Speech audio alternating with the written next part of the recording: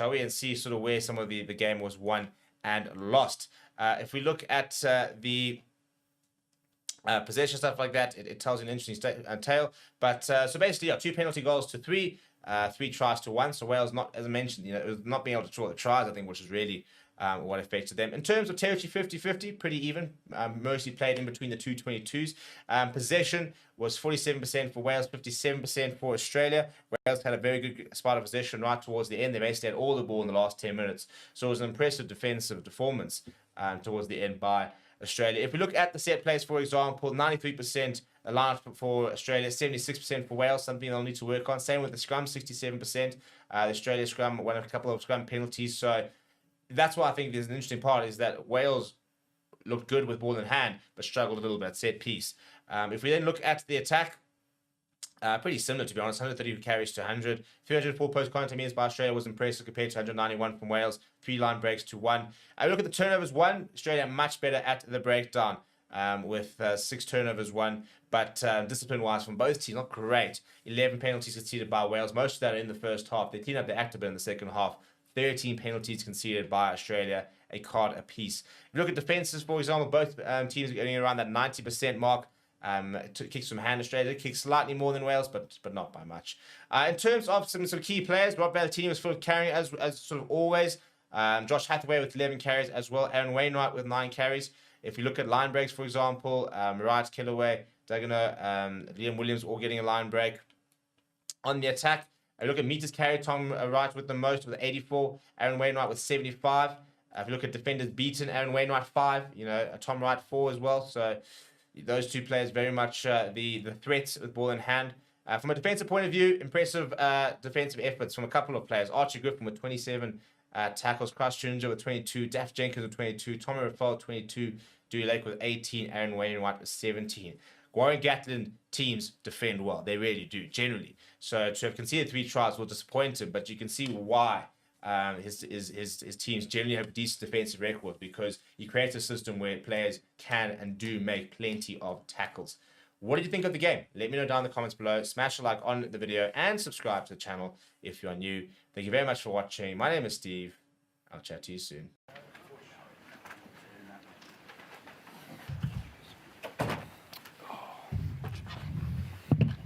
Cheers.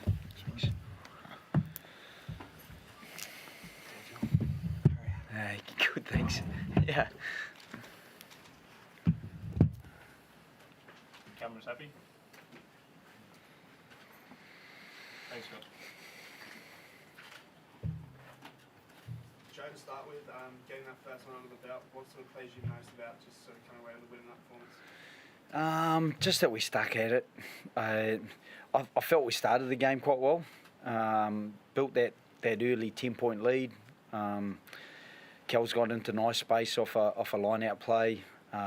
We put some pressure on them with some nice close carry stuff to get the try, and on the back of pressure kicked a couple of goals. So I felt the first 20 minutes we'd kind of built a little bit of separation on the scoreboard, but they worked their way back in on the back of a line-out penalty, and then another line-out penalty, and in the end a yellow card and penalty try. So once they got that momentum, I think they just felt a bit more confident. Just to say, that confidence when they're 2 points in it, to have a guy like Tom Wright all of a sudden step up, turn the game with that individual try, how special is it to have a player of that quality at the back there and just turns something sort of back into something? Yeah, Tom did a great job. I felt that we got guys back with width as well, which just stretched their defence, and it was something that we'd seen, even last 2 weeks ago against South Africans, with the South Africans going through a similar sort of space. And so, it was nice to see that come to fruition, and no better man than Righty to put the hammer down and get away. And it was really slippery out there, the players were saying. So I think, he started to weave, and I think he just decided to just stay on his feet. And I think the cover defender coming across, it was hard for him, as he just went zooming past. So on the defensive side, only the penalty try. So you can say that last 10-15 minutes, what do you think sort of worked defensively that was able to sort of shut them out and get those key turnovers that sort of halted the momentum and decided the game? Yeah, Laurie's doing a great job with the defence, and he's getting the players to own their space and connect really well, and then own their efforts as well. And there was some really good effort. I felt guys like Jeremy Williams and Fraser McWright, you know, there was some real effort in the middle of the field to keep connecting with the edges, and then in the end, I think Kel's put them into touch one time. Another time we counter-rucked and got through them, and forced a couple of other either lost balls or turnovers. I thought Noah's turnover post the line break was pretty special as well after Wainwright got through. So there was some nice defensive highlights, and there was some work-ons as well, I think. So in terms of work-ons, how do you reflect on the discipline in terms of penalties conceded? Is that something you're really going to target in terms of discipline, or were you relatively happy actually overall? I'm not sure I'm ever happy, especially not when we concede 3 penalties in a row and that becomes a penalty try and a yellow card. So, yeah, that was probably the disappointing part. There was a couple of times I felt our tackle quality was really good, and we got hands on the ball. One that Liam got, where he cups under the ball, and the referee was really good. He was consistent, so I'm not having a shot, but I just felt the efforts were good, and the margins were fine, and they just didn't quite get the margins a couple of times with some of that defensive discipline, particularly. On the other side of the ball, we missed a couple of actions that we should have done better. I felt that Hunter Posami was pretty unlucky with his. He kind of trips over Noah, who's on the ground with the ball, and I think Tane Plumtree kind of bounces back a little bit. But I thought it was well handled by the referee with the penalty that Wales got. It's obviously it's been a while since you were in a head coaching role. You've done obviously a lot of assistant coaching as well. Have you missed it, or is it good to be back? No, I haven't really missed it. It's stressful there today, for example, and I do think I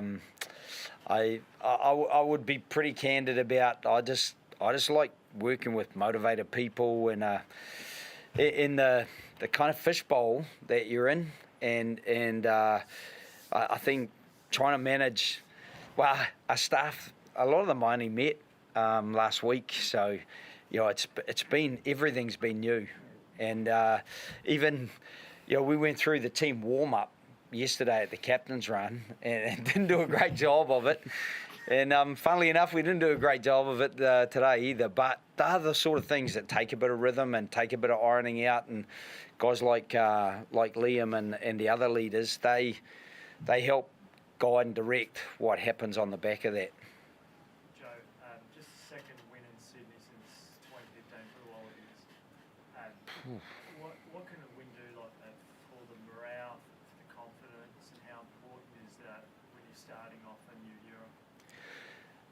Yeah, a win is really important, and it always is, because that's what you get judged on externally. But internally, I think just some of the moments that we did really well to earn the win, that's what will be the focus for us this week, building into Melbourne. We have a few things that we've been working on that are maybe a little bit different from how teams have played in Super Rugby.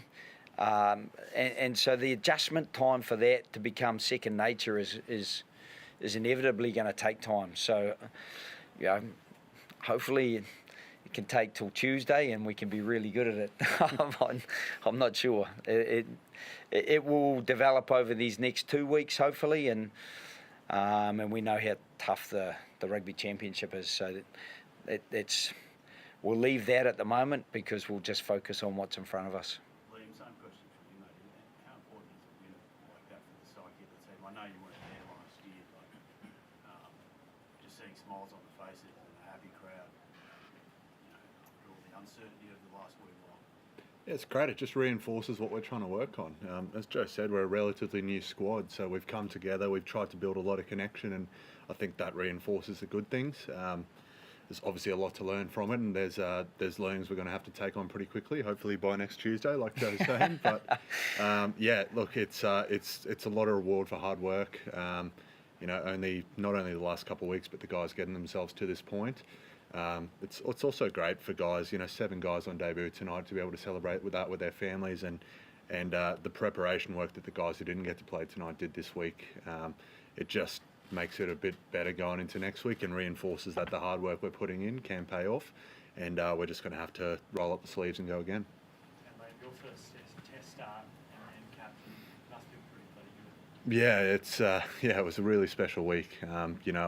I worked pretty hard to get myself back into this squad, and to be able to see a decent enough performance from us and see some good things that we can grow on and some learnings, and it was just really nice being out there. It was a great atmosphere tonight. I think the crowd was excellent, and the boys responded in kind towards that end, especially. I think some really gritty defence and stuff like that. So it was really special to be a part of. Joe, you got a bit of pay from the set piece, a couple of line-out steals. The scrum was very dominant in the first half as well. Was it always the plan to use Nella, just get 40 minutes of the best out of him and pull in at half time?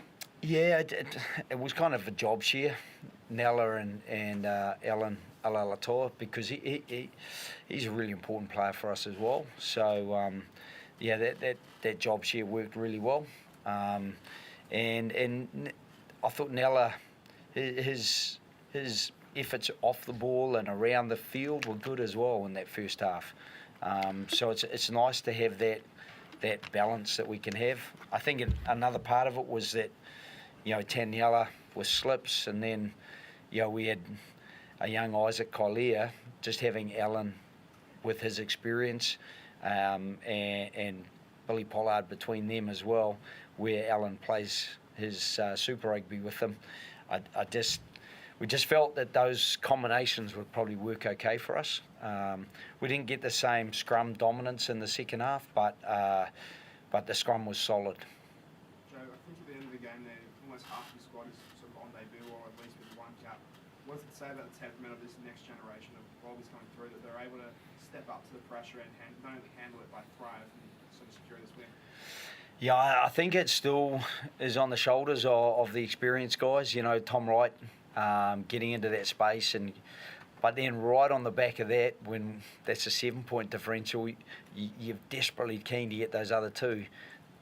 Tom Liner steps up 10 metres in from touch on the right-hand side and knocks over that conversion. So, I thought that was the tag team that worked quite well quite often, where we had a youthful or inexperienced player alongside an experienced player, and it worked well. Tate linking with Tom, that combination, they know each other well.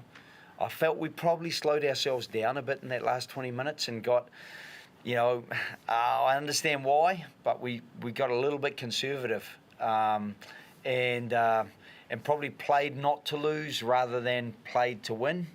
And again, it's not a criticism of the players, because they did it very well and they closed out the game. But I just think when you play Wales next week and they look at that, they might get a bit of confidence from how much ball they had to carry at us in that last 20 minutes, and they'll back themselves to do better with it. Wales were adamant that the disallowed try, that rolling ball try, that they got that right. How did you see it? Yeah, it's a really clear. That the law says that whoever rips the ball has to be connected to the jumper, and there's clear air there. So, I mean, there are 4 match officials who made that decision, not me. So I'll just leave it with the match officials. But it looked pretty unequivocal in their mind, and so those are decisions that we don't have any control over. Jake Gordon goes very close to the line, and the guy trying to clean him out is Rob Valentini, and he just gets tackled off the ball. And sometimes those things happen, and you just gotta get on and play the game. So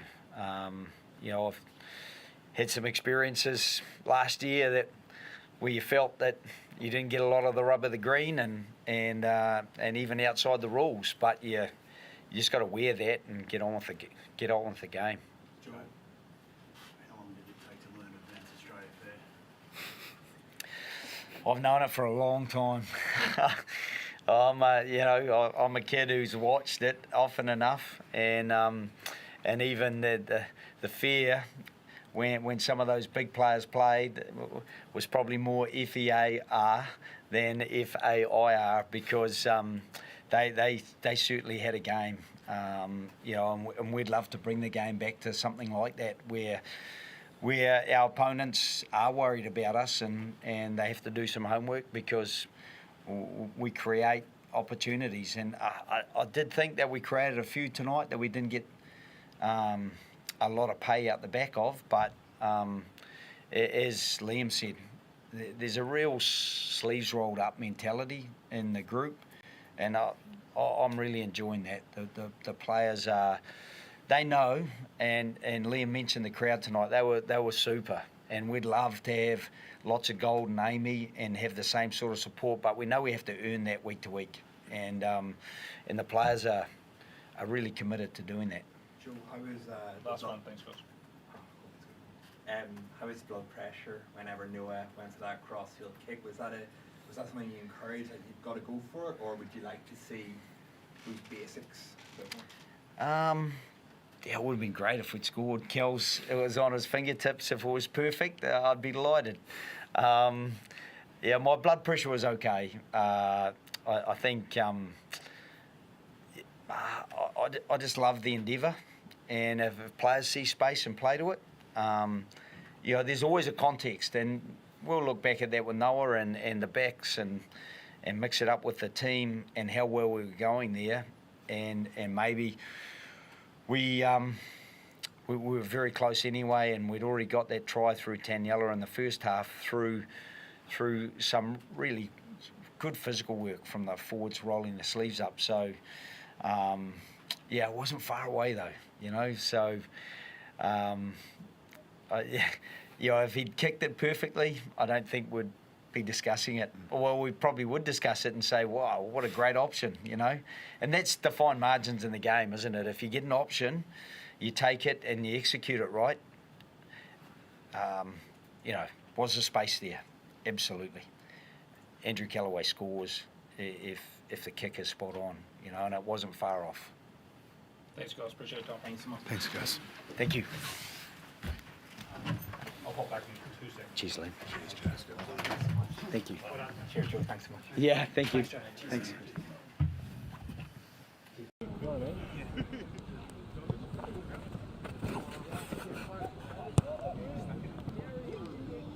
Don't put that one in.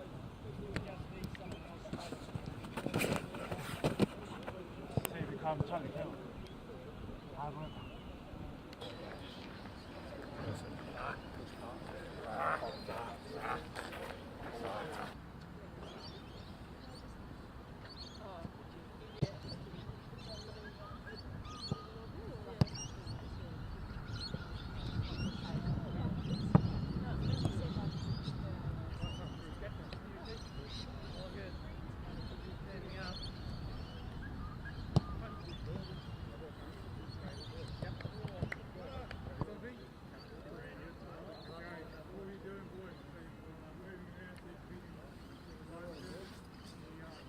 Show me some light feet there.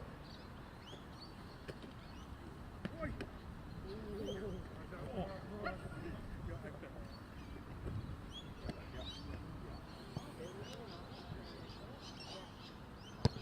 Money.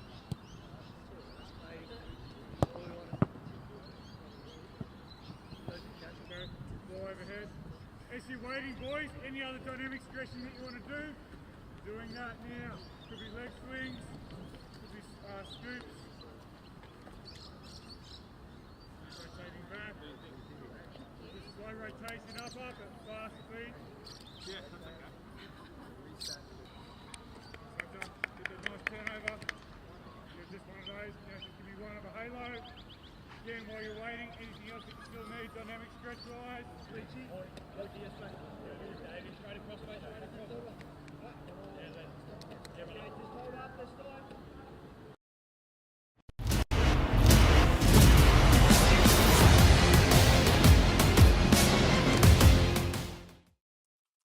Hello and welcome to Forever Rugby on Forever Sports. For today's weekend review, lots of rugby action over the weekend and very, very exciting to see international rugby back. And we saw it in some of the best games that I've seen in a long time in terms of them being close, in terms of potentially going either way, upsets, around potential upsets as well. And it's so refreshing to see international rugby in a good space, a competitive space, because we spoke about last year being the most competitive World Cup ever in terms of teams being so close. You know, semi-finals and quarterfinals, for example, that could have gone either way for it, and it's been cool to see that.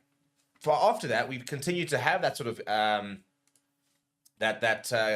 competitiveness. And we're going to go through some of the results, talk about some of the games, because we're talking about a new era of international rugby. And I think it's going to be very interesting to see what the rugby powerhouses do and who are the new rugby powerhouses in 4 years' time, come the 3 years' time, come the 2027 Rugby World Cup. Before we look at some of the results, please do smash a like on the video. Please do subscribe to the channel as well. It all started on Friday, which was very early in the morning if you're in South Africa like me, where Samoa beat Italy. And it wasn't a bad Italian side as well. It wasn't like it was an Italy B side. It was the Italian side. This is an interesting result, and it shows you kind of the issue that Italy have, isn't it? I'm a massive fan of Italy, and I think that they have got the potential to become a really good side. Until they start becoming a side that can consistently beat Samoas, your Fijis, your Georgias, and now start to really contend, with your Wales, even your Australias, for example, your Argentinas. Argentina is such a bit of a maverick side. One day they're untouchable, the next day they can lose to anyone, really. But that's kind of the issue with Italy rugby. But Samoa, who's really got, I think, for 3 years to really step up, very interesting to see how the eligibility laws. We saw so many players returning back to playing for the likes of Samoa, Fiji, for example, a Tonga, and lots of stars returning back to their countries of origin or countries of birth even at some time. So that's a very cool result to get the weekend over. Fiji beating Georgia 21 points to 12. Georgia continue to be competitive, and I'm really hoping that they take some big steps forward in the coming years, because we want to see rugby in a situation where, yes, there will always be your 4 to 6, hopefully 8 teams which are like in the top of the world. That's kind of what we see in football. We see like 8 teams where there's very little between them. And we want to see more of that. You want to see all 6 nations being strong. You want to see all 4 nations of the Rugby Championship being strong. You then want to see a Fiji being strong, a Georgia being strong. And so when it comes to World Cups, it's not, a foregone conclusion that we know who our quarterfinalists, semi-finalists are before the tournament. And the likes of Fiji, Georgia, Samoa, even in Italy to a certain degree, their progression is very important. It was a women's international game yesterday. Australia beat Fiji 64 points to 5. That's always kind of the issue when it comes to these tier 2 nations. It's from a funding point of view as well. Women's rugby is going to take a long time to catch up. We're having the same issue in South Africa. Our men's side is the best team in the world. Our women's side, has to punch above its weight. But at the moment, having to do a whole revamp of it, and be interesting to see how women's rugby itself, which is really posed to explode over the next few years, is going to go. If we look at then USA going down to Romania, kind of almost a bit of expected result. Romania looking to try and kick on from their World Cup last year. New Zealand beating England by 1 point. This is a game that could have gone either way. And a game which I think a lot of people are going to look into quite a lot. And I think it's going to be very interesting to compare this game to next weekend's game. It was the first game under Scott Robertson, and it kind of looked like that. At times, New Zealand looked very much like the All Blacks of old. But at times, England, were on top. And a different day, Marcus Smoot laces up a different pair of boots and gets his kicking boots on. England win that match. So it was almost a nightmare start for Scott Robertson. He has gotten away with this, but England will be kicking themselves because the All Blacks were there for the taking. The mark of a good team, though, is to be able to win when you don't play well. I always say that, and I think that's what kind of New Zealand did. Not that they didn't play, not to say they didn't play well, but they could have been a lot better. And very interesting to see the improvement we might see in a week's time. I also think Steve Borthwick will be very happy looking at his England side and seeing progress. I think they are starting to play better rugby. I think Marcus Smith yesterday just wasn't really on it with his for kicking for poles, but generally his play in general wasn't bad. Chandler Cullen himself is a proper player. There were a couple of nice performances yesterday from the English lads, but generally that New Zealand side will look at that and go, and that's not quite the standard we want to be at. Japan beating the Maori All Blacks over there, and then this was a very interesting game, Australia versus Wales. We're talking about two teams who are a shadow of their former selves. The Joe Schmidt era began with a win and some individual brilliance, by the way, from Wright. I mean, that try is ludicrous. And Tom Wright has had no right to score for there. It was a brilliant individual try. But I also thought Wales at times played really, really nicely. And, Warren Gatland's getting a lot of flack. And I think he deserves some to a certain degree for his selection. But there are some nice players in there. He continues to struggle at scrum time. And I think that's a big issue. Everybody talks about the fact that, he's continually picking props that aren't good enough scrummages. And they just have no sort of set piece to attack from. But in the sort of general play, the Ben Thomas looks a nice player. Ellis Bevins look pretty good at international levels, so that's a nice little halfback pairing coming up. I think that the centre pairing is going to take a bit of time. I think Mason Grady will take time to adjust, but I think he's going to be a special player. Liam Williams continues to be great. Need to get Rio Dye into the game a bit more. I thought Aaron Wainwright was very good. Daph Jenkins still looks to me a really good player. Dewey Lake, I think if he's going to back him as captain long term, or as one of the captains or one of the leaders in the group, then I think that, yes, there's a lot of injuries, a lot of players missing for this Welsh side as well, which is important to remember. I think that there's good reason to be hopeful as a Welsh fan. But I also think as an Australian fan, watching the way Australia played yesterday, Joe Schmidt's going to turn this team into a competitive side. And I think that's just good news for international rugby in general. And then South Africa beating Ireland 27 points to 20. An important game that's for South Africa to make sure first of all now we can't lose the series. Some interesting words after the games from Andy Farrell, but a bit of words on the TMOs. We'll talk about that a little bit in a separate video, which I'm going to be putting out today as well. Also, interestingly, this is the two sides with the most settled coaching staff. After that, maybe the likes of Scotland or France. But yes, there are some new additions to the South Africa coaching staff, but I'm very settled. South Africa, Rusty Rasmus, there's one Stick, Dion Davis, Don Human, bulk of the coaching staff still very much the same. But we definitely saw a change in the way South Africa played last night. And what was interesting is the fact that we also saw a change within a change where at times we kind of went back to what we knew, but we are looking to add more sort of elements to our attack. I thought that Ireland yesterday were uncharacteristically bad at certain things. Apologies. So I think that next week's going to be a very interesting one. And I think that a scrum's going to be interesting because I think they're going to be giving feedback to the referees. I'll be very keen to see how the scrum gets officiated next weekend. There were 50-50 martial calls. Again, I'm going to talk about that in a separate video, but in terms about the TMO intervention, stuff like that. So that's going to create a lot of hype in the week. But I generally think that South Africa, whilst they weren't at their best, were the deserved winners. I think Ireland they were in the game for almost the entire game, but as a South African fan, I never felt that we were going to lose the game, if that makes any sense. I felt that we were in control, and that defensively we weren't going to concede, like 2 late tries, for example, and I'm going to snatch it. So it's interesting how the last 15 minutes was just absolute chaos. Before that, a very tightly contested game. And I think there's lots for both sides to work on because I don't think either side were anywhere close to their best, which really sort of makes it exciting for doing because I think that both sides will improve. France, they beat Argentina. A little bit of a rotated side from France. Baptiste Serin scoring a belter of a try as well, by the way. So the Philippe Conte-Pony era not off to a great start, losing at home to France, but it's a good France side. Yes, maybe it's not the best side, Anton Dupont and the likes, but France have got depth. They do have good depth. I think Argentina found that last night. I think what's exciting is that we're seeing, England still relatively new in the Borthwick era. New coach for New Zealand. New coach for Australia, basically a reset for Warren Gatland and Wales. A new coach for Argentina. So, we're looking at all these different sides, and I think we're going to be very interested to see how they're going to adjust in the next year. But they've all made changes at the right sort of time. We're now all going to go into a 3-year journey. It'll be interesting to see how these teams progress. As well as the teams that didn't make the changes, the likes of Ireland, Scotland, South not making too many changes, for example, to their coaching staff. England also, into the Borthwick area sort of quite long term now. So it'll be interesting to see how they sort of progress. And then the final result of the weekend, final 2 results, Hong Kong beat and going down to Chile and Scotland hammering Canada, which is kind of what you expect. So I think it's going to be interesting to see how the new coaches sort of go. Your Joe Schmidts, your Conte-Ponies, Scott Robertson, as well as how the old coaches adapt. You know, Warren Gatland, a different sort of Welsh start to what he had when he won those Grand Slams with Wales. Let me know what you think. Which of these teams, for example, over the weekend excited you? Where is there reason to be excitement? Where were the ones that caught your eye? Let me know down in the comments below. Smash a like on the video. Subscribe to the channel as well. Thank you very much for watching. My name is Steve. I'll chat to you soon. Congratulations on the win, guys, over the weekend. Tell us, what's the last couple of days looked like with the Wallabies under Joe Schmidt? What are some of the differences perhaps between him and reviews and some of the other coaches you've worked with?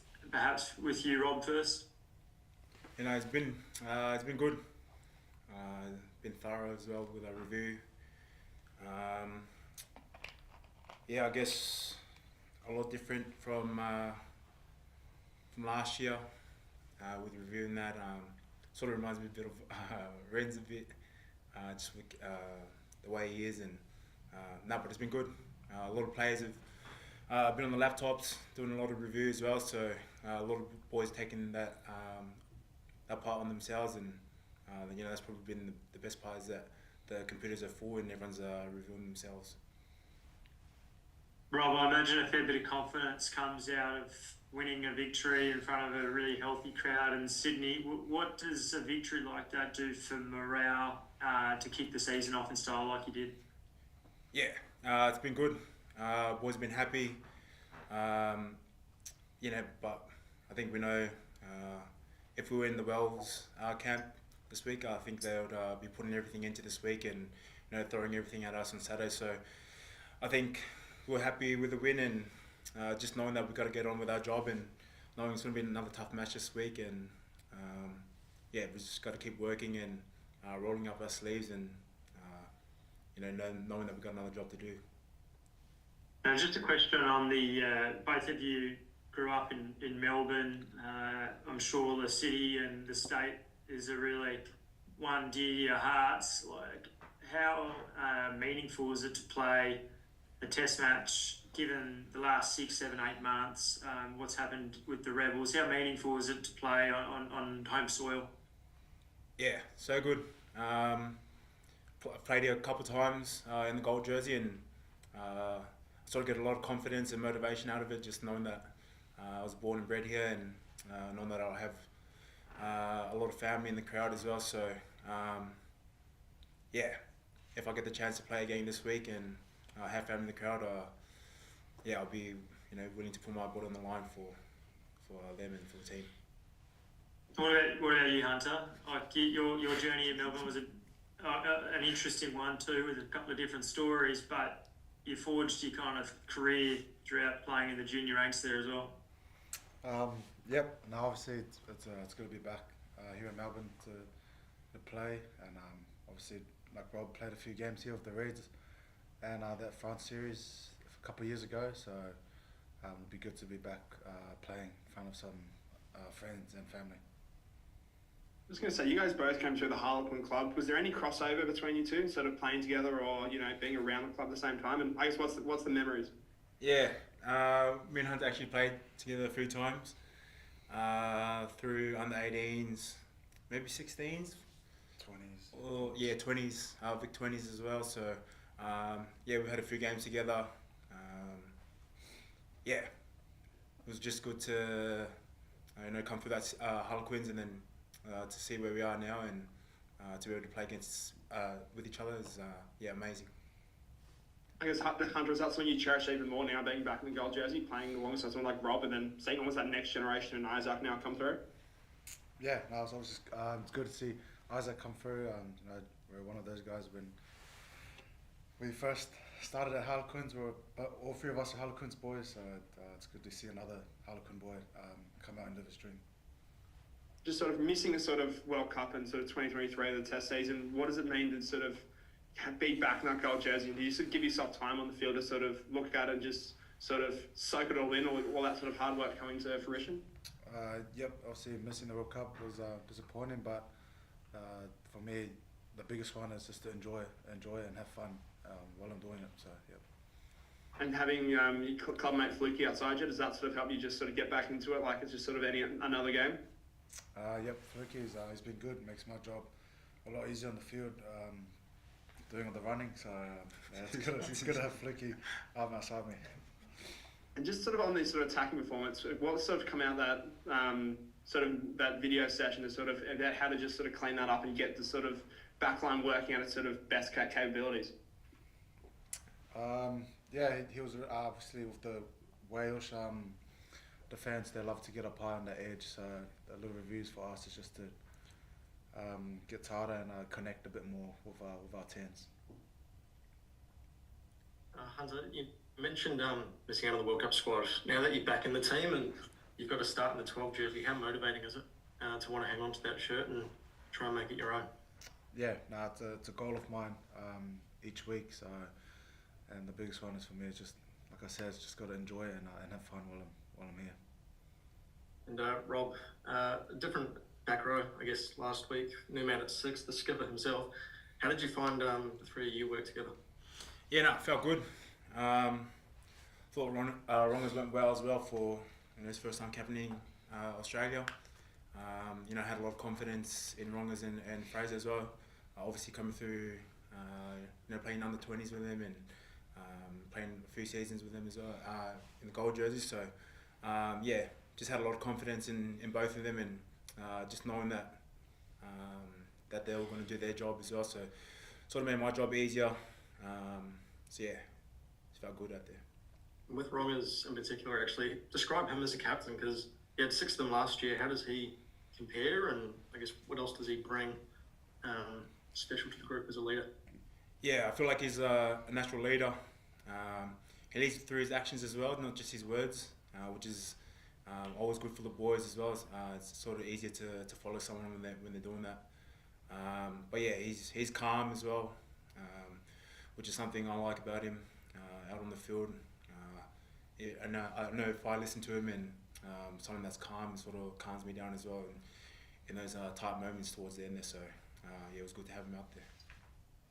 Now that you've got that win finally, to break that streak, describe the confidence levels, I guess, for the group to try and build off that. Does a win almost add pressure when you come into a second test of a series, or does it give you confidence that you can push on? Yeah, I sort of think back to old Wallabies teams. We haven't won back-to-back games that many times the past few years. So I think it's all about just knowing that we've got another job to do. Sort of moving on from the weekend and training this week. But yeah, a lot of confidence in the group. Knowing this is our third week together and knowing that we can put a performance out like that on Saturday. A lot of confidence within the group and knowing that we can still build. Cheers, boys. Hey, Bobby, you seemed like you really grew a leg in that last 20 minutes, even in the test. There was lots of physicality, hitting guys pretty hard. And have you really embracing that enforcer kind of role in the pack? Is that something that you've wanted to develop in your game as well? Yeah, I guess so. I just thought first half I wasn't getting through much work, and sort of through the second half I thought I could put a lot of pressure on the Wales players. So I couldn't really get my hands on the ball that much, so sort of had to go through the defense area, which is what I tried to do. And lungs were pretty cooked after the game, so happy with it. And Hunter, it seemed like you guys were implementing a nice short kicking game as well, and maybe that's because of the Welsh line speed. Just wondering, you've done that a lot throughout this year with the Reds. When you have to jump into a new environment with the Wallabies, with extra expectation and so forth, what's it like? And is that a game plan of yours to bring that kicking game in, but also what's it like transitioning from Super into international rugby and trying to do that? Obviously from the Reds to the Wallabies, I find Les and Joe very similar. Joe loves his little cross kicks, and you can see he passed it on to Ireland and the Kiwis as well, so he just wants the ball to get there ASAP. So that was part of our game plan, but again, we've got to pick the right moments when to do that. So yeah, and when you've been out of the environment for a while, how do you kind of feel in terms of the pressure and being able to handle that? And then, you know, everyone's judged so much on every move, but it's not necessarily easy when it's your first test in 18 months. What's it like being able to handle that expectation and delivering and focusing on the moment? Yeah, that comes down to my prep. And if I get my prep right during the week, I know I'll just go out there and do my job for the team and just be myself on that field. And yeah, like I said, enjoy and have fun at the same time. Is that something that has been a little bit different from when you were playing last time, to just try to enjoy the moment a little bit more? Yeah, for sure. Obviously, this is the year that I've enjoyed my footy most, and that comes down to the way that Les and his crew down at Ballymore's sport into our environment. Last couple online, if there's anything else, guys. Yeah, just one more for Rob, actually. Rob, I think you kind of alluded to it before, but Wales coming off a loss, what that can do to a group, you know, that hunger to fight back. Considering they're on a pretty decent streak at the moment of defeats, do you think that just compounds and builds up? And I guess as a result, you expect a bit of a force on Saturday? Yeah, definitely. I think you know, they've come all the way from the other side of the world, and I think they would be willing to try and get one up on us. And I think you know, if I was in the Wales camp or anything like that, I think I'd be putting everything into this week, knowing that you know, it's our last test against the Wallabies or whatnot, and then just throwing everything at us. So you know, but we're preparing for that. We know they're going to come hard, and we know that they'll be better off from the weekend. So yeah, we're just preparing for a really tough and physical Welsh team, and yeah, we're just expecting that. Anything in the room, guys, for Rob or Hunter? Just one for me, Rob. You had a good battle against Aaron Wainwright on the weekend. He's an important part to play for Wales. Just how important is he? Yeah, he's important for them. Obviously, on the weekend, they got you got them on the front foot there a couple of times. So you know, we've done a review on him as well. So we'll be looking to yeah, get at him earlier. And stop him early as well, because once he gets full head of steam, it's pretty hard to stop. So yeah, he's a key player for them. Rob, Australia did a pretty good job of disrupting Wales's lineouts. What was the sort of message from Jeff coming into that test? Yeah, exactly that. Just get up, get some air pressure.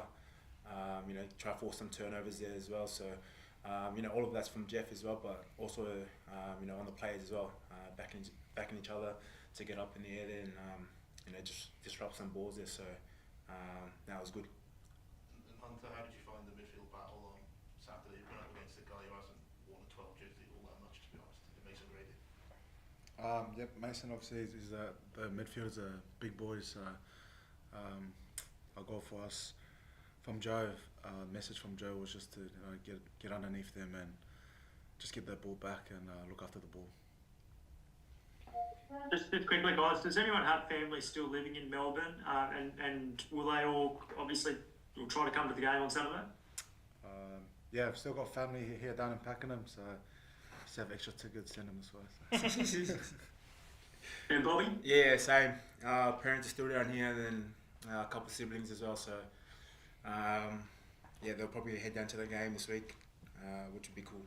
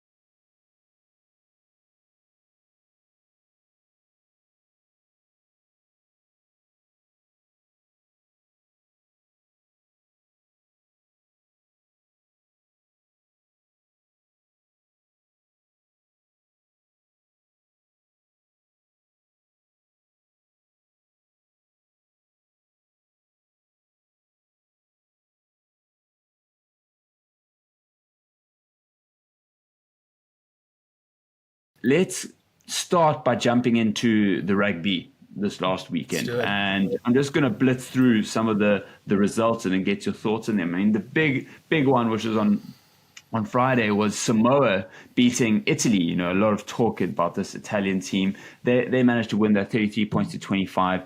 New Zealand, in their first game under Razor, just edging out England 16 points to 15. No one really knows whether it's a bad New Zealand or good England at the moment.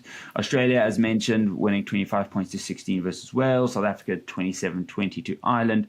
Argentina losing to a B/C team, French team, at home, 13 points to 28, and then a massive blowout win for Scotland versus Canada. Julia, I want to start off with your thoughts on that England AB's game, because that could have been historic. I think it would have been England's third ever win, and they had the opportunity to do it again this weekend to get their third ever win. This last weekend was in Dunedin, but what are your thoughts on that game and just the shape of this Razor era and what's happening under Borthwick with England? Yeah, I think England missed the trick there. I think out of the series, that was the one to take. I mean, them having played a full Six Nations already, and New Zealand really coming off very little rugby since the World Cup, if any. So I think if England were going to take one of the matches in the series, it was going to have to be that one. And I think they've missed the trick. It was interesting to see New Zealand under Razor, the selections he made. Damo at 10, who had a bit of trouble what do you with think the of old... DMAC there? Yeah, I mean, he almost cost the team at the end there, right? He got buzzed out, having a kick to win it, or essentially bury the game, take them 4 points up. Doesn't beat the shot clock, but I mean, in general, I think he had a pretty solid game, no? No, he did. And I think it's going to be very exciting. I think Razor's going to play an exciting brand of rugby. And Damo, if he gets that kicking for posts right, I think is going to slot in there quite nicely, to be honest. So whether we should be scared or what, it's going to be interesting to see what's to come. Yeah, it's one of those already. I guess time will tell. And I guess one thing that you'll say for England, while they had all the time to prepare in their world, they didn't really know what they were preparing against. You know, Razor, although you've got a lot of, Crusaders, kind of history to work off of and have a good guess. You know, you can see the Crusaders' influence there, and the likes of Sever Reece getting back, getting on the try sheet again. I mean, I can just imagine him being a dominant force in that All Blacks team where he had kind of lost favor under Foster. So, I think it does go to show that this England team has a lot to them. We saw that rush defense. I mean, jeepers, did some of them put in some big hits. Chandler Cunningham South looks absolutely immense. Mario Toje seems to be stepping up. There's a really real physicality that the English are now bringing to their game, and that's it's so obvious to kind of see that from their defense that's come over straight from that book camp. But I want to just move on to your thoughts on the Samoa game and then beating Italy. I mean, Italy, you would feel like after that Six Nations, taking all the momentum out of, they just lost to France again because of a contentious kicking penalty that led to, Paolo Garbisi hitting the post and narrowly not getting that win, blowing out versus Wales. They had a really, really solid campaign there. You would have expected them to have gone away and got the job done versus Samoa, but not to be. Is that just away from home? Is it, or what's happened there? Or is it just the Southern Hemisphere dominance? Yeah, hugely surprising, that one. I must say, I saw the results originally and I thought potentially I hadn't seen the Italian team that they'd put out. And I thought maybe it was a second side or whatever, but it really was. It was a close to full strength side. And to go down to Samoa, who hasn't necessarily been, front pages. Since the World Cup. No, exactly. So very, very surprised with that one. And I mean, the odds were stacked in Italy's favor as well. So I checked those, and it's surprising, I must say. But I'm not sure. They don't play again? I see Italy play Tonga, so they don't have. Yeah, it'll be interesting. Obviously, those kind of Pacific Island teams come, what feels like a pretty similar approach to the game, very free flowing, very physical, and it will be a good matchup for the Italians. But they'll have probably had to catch a wake up and not resting on their laurels. So it'll be interesting to see how that one goes. I mean, they'll really go back home with their tail between their legs if they are 0 from 2. But let's really dive right into what the listeners want to hear us talk about, and that's the Bokke versus Ireland, 27 points to 20. Just a quick recap on the game: Arendse and Colby doing the business, getting a try apiece. Arendse just the clinical finisher. Colby, as per usual, chasing lost causes at the end of the game. We've seen a lot more dynamic box now under the attacking shape of Tony Brown. Him quoting that, Damien De Lindy has been their best passer, and all of a sudden he has been passing a lot more. Pieter-Steph du Toit is now, running the ball a lot more, looking like a bit of a Harlem Globetrotter, just flinging the ball left, right, and center, while still being a defense machine. I saw a stat that he completed 20 tackles versus Ireland, which is the fourth time a player has made 20 plus tackles in a match for the Springboks in the last 10 years. And 3 of those 4 times have been Pieter-Steph du Toit. Once versus Argentina in the Rugby Championship 2023, and the last one most recently in the Rugby World Cup final. So back to back, essentially. Although he actually played that Wales game, so not back to back. And then of course there was James Lowe, kind of the highs and lows on both ends. Quality finishing, but blunders at the back.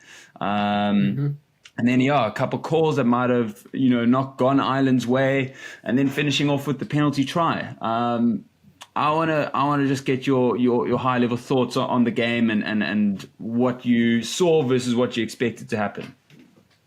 For sure. It was quite an interesting game of rugby. There were so many talking points, many of which you've named. And one of the things that first kind of struck me was the number of performances that swayed from being really, really good to bad, and like kind of back and forward. You look at someone like Pollard, who had such a good start to the game and kicked really nicely for poles and was banging everything, and then suddenly something switched up, and I had to re-look at it. I thought, is that Marnie up there? I had to double check. There was one where he took it, I think it was on the right-hand side from like the 10-meter line, and the frame didn't have the whole goalpost. It only had Pollard's, from our view, the left-hand one. And I was like, it's gone straight through the middle, not knowing that the poles were completely on the wrong side. We used to a Pollard. I think maybe we've become a little bit accustomed to, a Pollard that just slots 100% of kicks. Turns out he's human. No, very, very odd. And a lot of the strikes themselves just didn't look proper. So who knows? But another one was obviously James Lowe, you mentioned, and I think he's always in the thick of things for Ireland. He's become such a critical player and someone that's scored so many tries. He splits decisional, James Lowe. People aren't quite sure what to think of him, both as an individual in public opinion, but also in skill set, right? Is he just, one of those guys that walks in the hat tricks? I'm of the opinion that he's a little bit underrated, and he showed a lot of that, but I think it looks like a bit of his decision making let him down a little bit this last weekend. Jeepers. I would almost go to say it was nearing on a disaster class from him. But then again, he scores a try, he creates that other try. He does so much good. But those 2 moments that the first one, obviously keeping the ball in, whether that was out or not, again is so touch and go. Maybe we'll touch on that a little bit later. But then also one of the massive ones was when Sasha came on and he took the kickoff. And that kickoff is going to land probably behind the try line. So the chances of it back, yes, it can bounce on back. The line at but least, the chances are, it's going to go dead. Which is going to give them, at that point, they were 5 points behind. They're going to have a scrum on the halfway line. It's almost advantage Ireland at that stage. And for him to just touch the ball there is very odd. I felt very glad for Sasha, because that could have been a terrible start. Destroying. Had that weird game flipped the game, and they actually got that scrum on the halfway line, being 5 points behind, got the try, scored, won that game, there's everyone's just looking at Sasha, right? You're just looking at him as the inexperienced lighty 100%. who's now made this error. And essentially, listen, there's a lot that needs to happen between kicking the ball out the back and Ireland scoring a try, but it's not unbelievable to think that it's there. And just, you can imagine, that momentum type of shift in a error on the field. And Lowe was unfortunately on the wrong side of two huge ones, and both being, kind of these touch and go kicks. Pollard, I mean, that you could argue that his team maybe should have been aware that he was going to try that. Does he do that in practice? Has he done that in other games? Was Colby just more switched on? I mean, there was that obviously Pollard going for touch with the penalty, and all of a sudden it was just Colby dotting it down. I was like, what the hell's just happened there? And he's obviously tried to throw it back in. I mean, I was surprised even that there was more than one camera angle on it, because it's almost like one of those non-events in the rugby game where everyone switches off and is just really thinking about the line out, right? But it just goes to show what the temperament of the player that is chasing Colby, that he does chase those lost causes, and it's been said a lot. But I mean, they're saying it, and then they're seeing him do it time and time again and making something out of nothing. And that's really what we're talking about when we come to like 1%ers, that he's making, that little bit of magic, and you got to give him that credit. I think the other one from Lowe, it's like there's that 1% chance off the kickoff that Sasha's ball bounces up, and then it's like gets really ugly. But you can see he's thought he was going to leave it, and it's just like that devil on his shoulder just weighed large on him. And he thought, no, I need to go for it last minute. He's fumbled it backwards, tried to get the kick away. And had he got the kick away, he probably would have got decent distance on it. But it's just the indecision is what's essentially let him down there. And I mean, that leads directly into the penalty try. I mean, we get the scrum, and I mean the bomb squad had been on for like 10 minutes or so, I imagine, with not to great effect. And then, but I think that's the whole thing about the bomb squad, is it's not always necessarily that they're going to come on and the first scrum they're going to absolutely dominate. But it's the fact that when as you're at soon your as weakest, we the still starters, have that energy.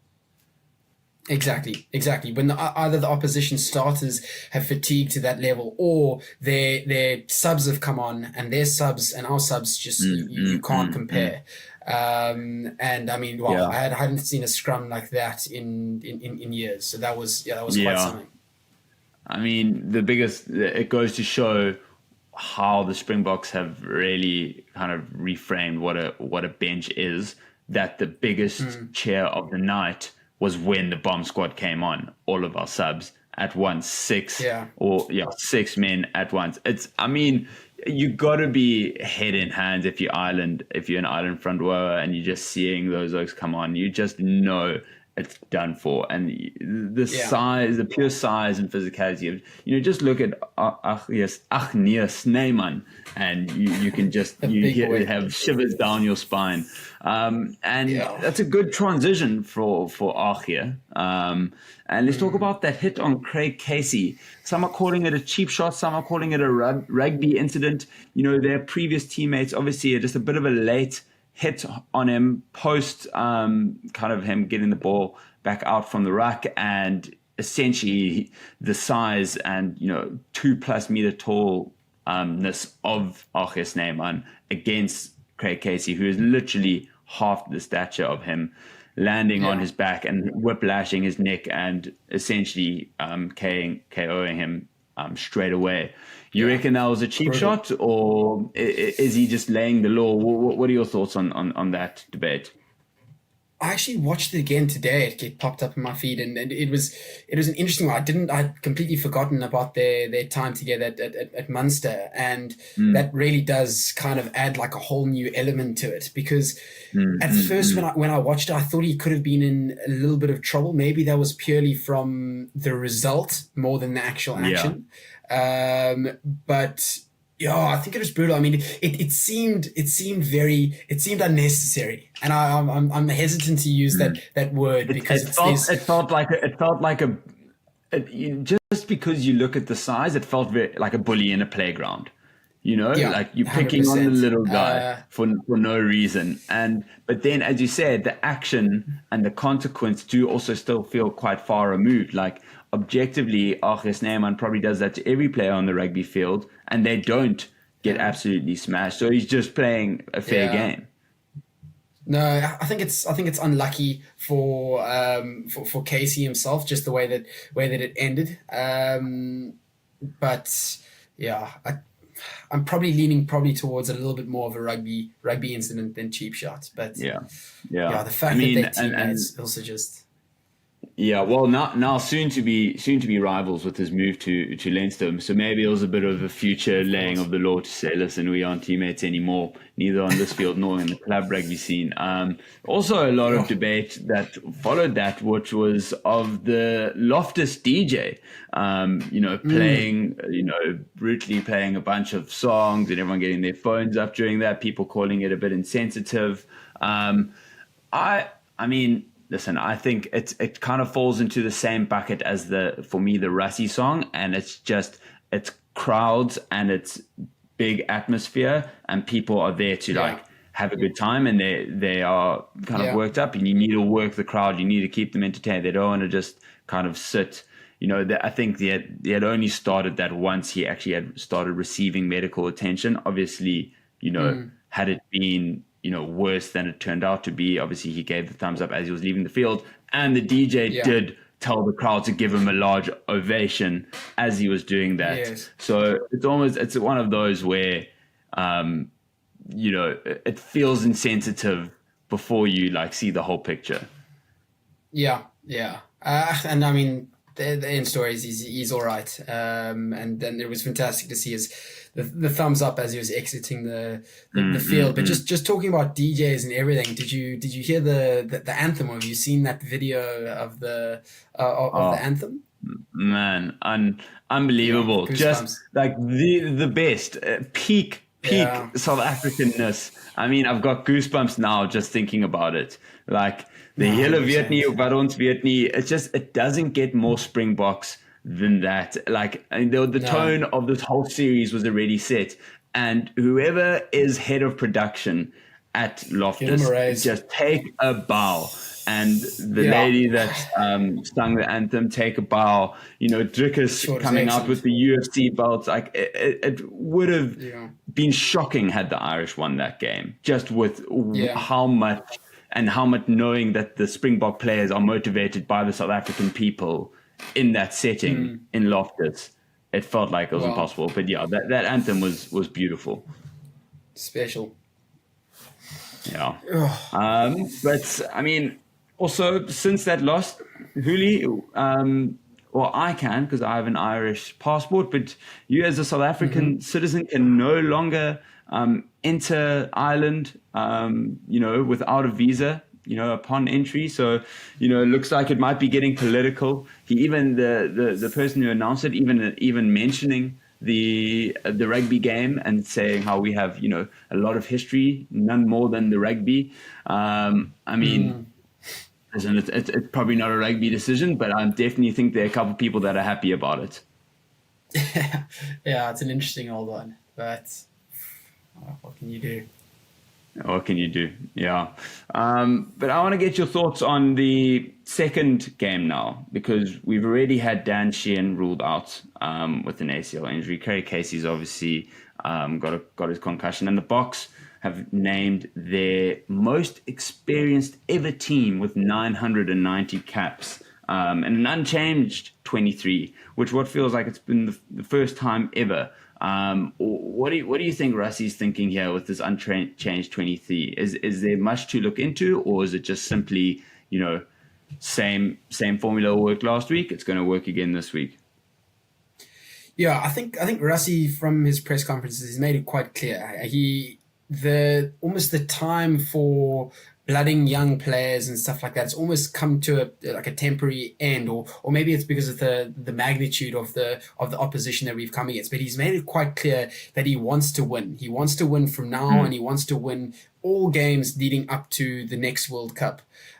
more so than I think in the past. The past, there's been such a massive emphasis on trying to get more players or younger players involved and trialing different options and combinations and stuff. But I think now he's in and at the expense of results, and he openly said that. Yeah. Oh, 100%. And he also mentioned a lot of how COVID affected his ability to be able to, kind of bring in that new group, losing a whole year and a half in the build up to the World Cup. Exactly. And I mean, I saw a quote from him in the newspaper today saying that he was like, until the old heads start dropping the ball and start their level drops, they'll continue to play, because if they're putting on performances like that previous, I mean, there's like the Irish game, then there's no real need to make that many changes. So not surprised that we've gone unchanged, and excited to see that group of players playing together again, because again, we mustn't forget that before the Welsh game, I mean, we hadn't played any rugby as a national side since the World Cup. Yeah. So every game we play, I think we'll get better. And I mean, you touched on some of their injuries. Tony Brown influence. Exactly. So I think we'll continue to grow. We'll continue to get better. So I think that this next test is going to be probably even more exciting. Maybe more of a level playing field now that it's being played at sea level. I'm not sure your thoughts. I heard a couple of people saying, why didn't we play it at Ellis Park? What do you think about Mbombela, that? Bruce, send it up to Mbombela. Even PE. I mean, always Durban gets a lot of flack for not having the best record, I feel like, both rugby and cricket at Kingsmead and the Shark Tank. But listen, everyone's saying it's a foregone conclusion and the Boks have won. I don't think that's the case at all. I think this is exactly when rugby teams have seen kind of rest. You look at what happened to South Africa versus England, the massive hype for that France game. It feels just as big of a hype that it was before this first Ireland game. Look what happened to the Bulls versus Glasgow. They were told they were going to walk the final at home to Loftus. At altitude, that did not happen. This Irish team are number 2 in the world for a reason. They are a quality outfit, and there were a couple players that didn't step up. That if they did, I think you take those 2 massive James Lowe errors out of the game, and Joe McCarthy, who's can on their day be their best player, didn't really rock up to the first game, and they still have depth in the category that they're missing the most in scrum off. They're replacing their 2 best scrum offs with someone who has over 100 caps for Ireland. So they have got those injuries, and I'd say the biggest worry is probably in the front row, and whether they can still try compete for 80 minutes there, and they probably just don't have that depth. But otherwise, around the park, I mean, they are matching Springboks number for number still, and it's only going to be better if it's at sea level. So I think it's going to be a fantastic second game, and it's one of those Ireland are going to be incredibly stoked. If it's 1-1, they'll leave with that happy, and if it ends 1-1 for the Boks, they'll be gutted. So there's a lot on the line. It's not a dead rubber by any means. Yeah, definitely all to play for, and I think that playing at sea level is the massive is a big leveler. So I would really warn people against thinking that it's a foregone conclusion and that we're going to walk it, because I think they're gonna come out strong. I think they're going to be fired up from a dodgy performance from their side in the last game. So regardless of the injuries, I think they're going to be coming hard. I think it's going to make it a great test and a great spectacle. Absolutely. Huli, the Baby Boks, unfortunately getting knocked out of the tournament we are hosting in a very muddy game against England, and they lost 12 points to 7. As the Baby Boks woes continue. And it's so funny because we are lauded for our school rugby system, but never really doesn't seem like we're ever able to really turn it up to the under 20 level. Do you want to give us a little insight into what you think's gone wrong there? 100%. I think the score was 12-17 to my, if I'm not mistaken. I think it was 12 Yeah. 12 Yeah. all for most of the game, and they scored really late on to make it 12-17. Yeah, it's an interesting one, and I've also seen a lot online. A lot of questions. There's I can't remember his name, but there's someone that's quite prominent on X, the platform, saying, how can we have or claim to have the best schoolboy rugby system if we're not even making the knockout phase of the under 20 World Cup. My understanding of it is that South Africa Rugby used the competition as almost a trial period. They use it to gain an understanding of which players are almost worth investing money in and time into it. So you've got an example of someone like Bruce Sherwood, who was massive at schoolboy level at Bishops and got signed for Western Province early doors. Has then had injuries and stuff like that, and there's kind of people have almost started forgetting about him. They gave him this opportunity, and he potentially hasn't taken it. So what you'll probably find is that people like him. Another one is Kun.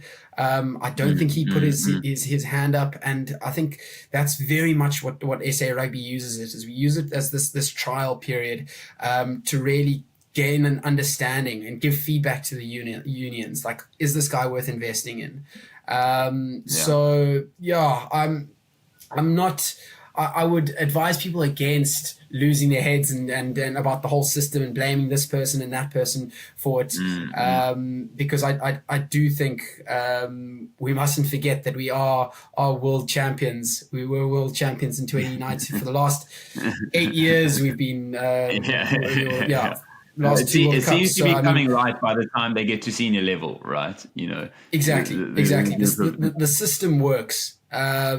So I just don't think we should be losing our heads at the results. Of course, disappointing, but I don't think we should be losing our heads. Yeah, no, it won't lose sleep over it. Obviously, you want to see all levels kind of do well, because it's exciting being able to watch these players. But yeah, 2 losses to Argentina and England, unfortunately, means we're out of that run. But the injury to Liam Rice, how close was he playing? It'd be a good chance for next week, but this week was just too tight. He got a decent whack on the shoulder, so he ran really well today. There's no other elements of his fitness that we're worried about. Just having full function of a shoulder for a number 6 is pretty important, particularly as good as he is in the line-out. And we've got confidence in the squad. It's good for young Charlie to get a start, and good for Langy to get off the bench and get involved. So I think it's one of the things that we want to demonstrate, that we're a squad-orientated group. When Slips take up the captaincy, you couldn't have more experience going to take up that position. Is he a logical choice?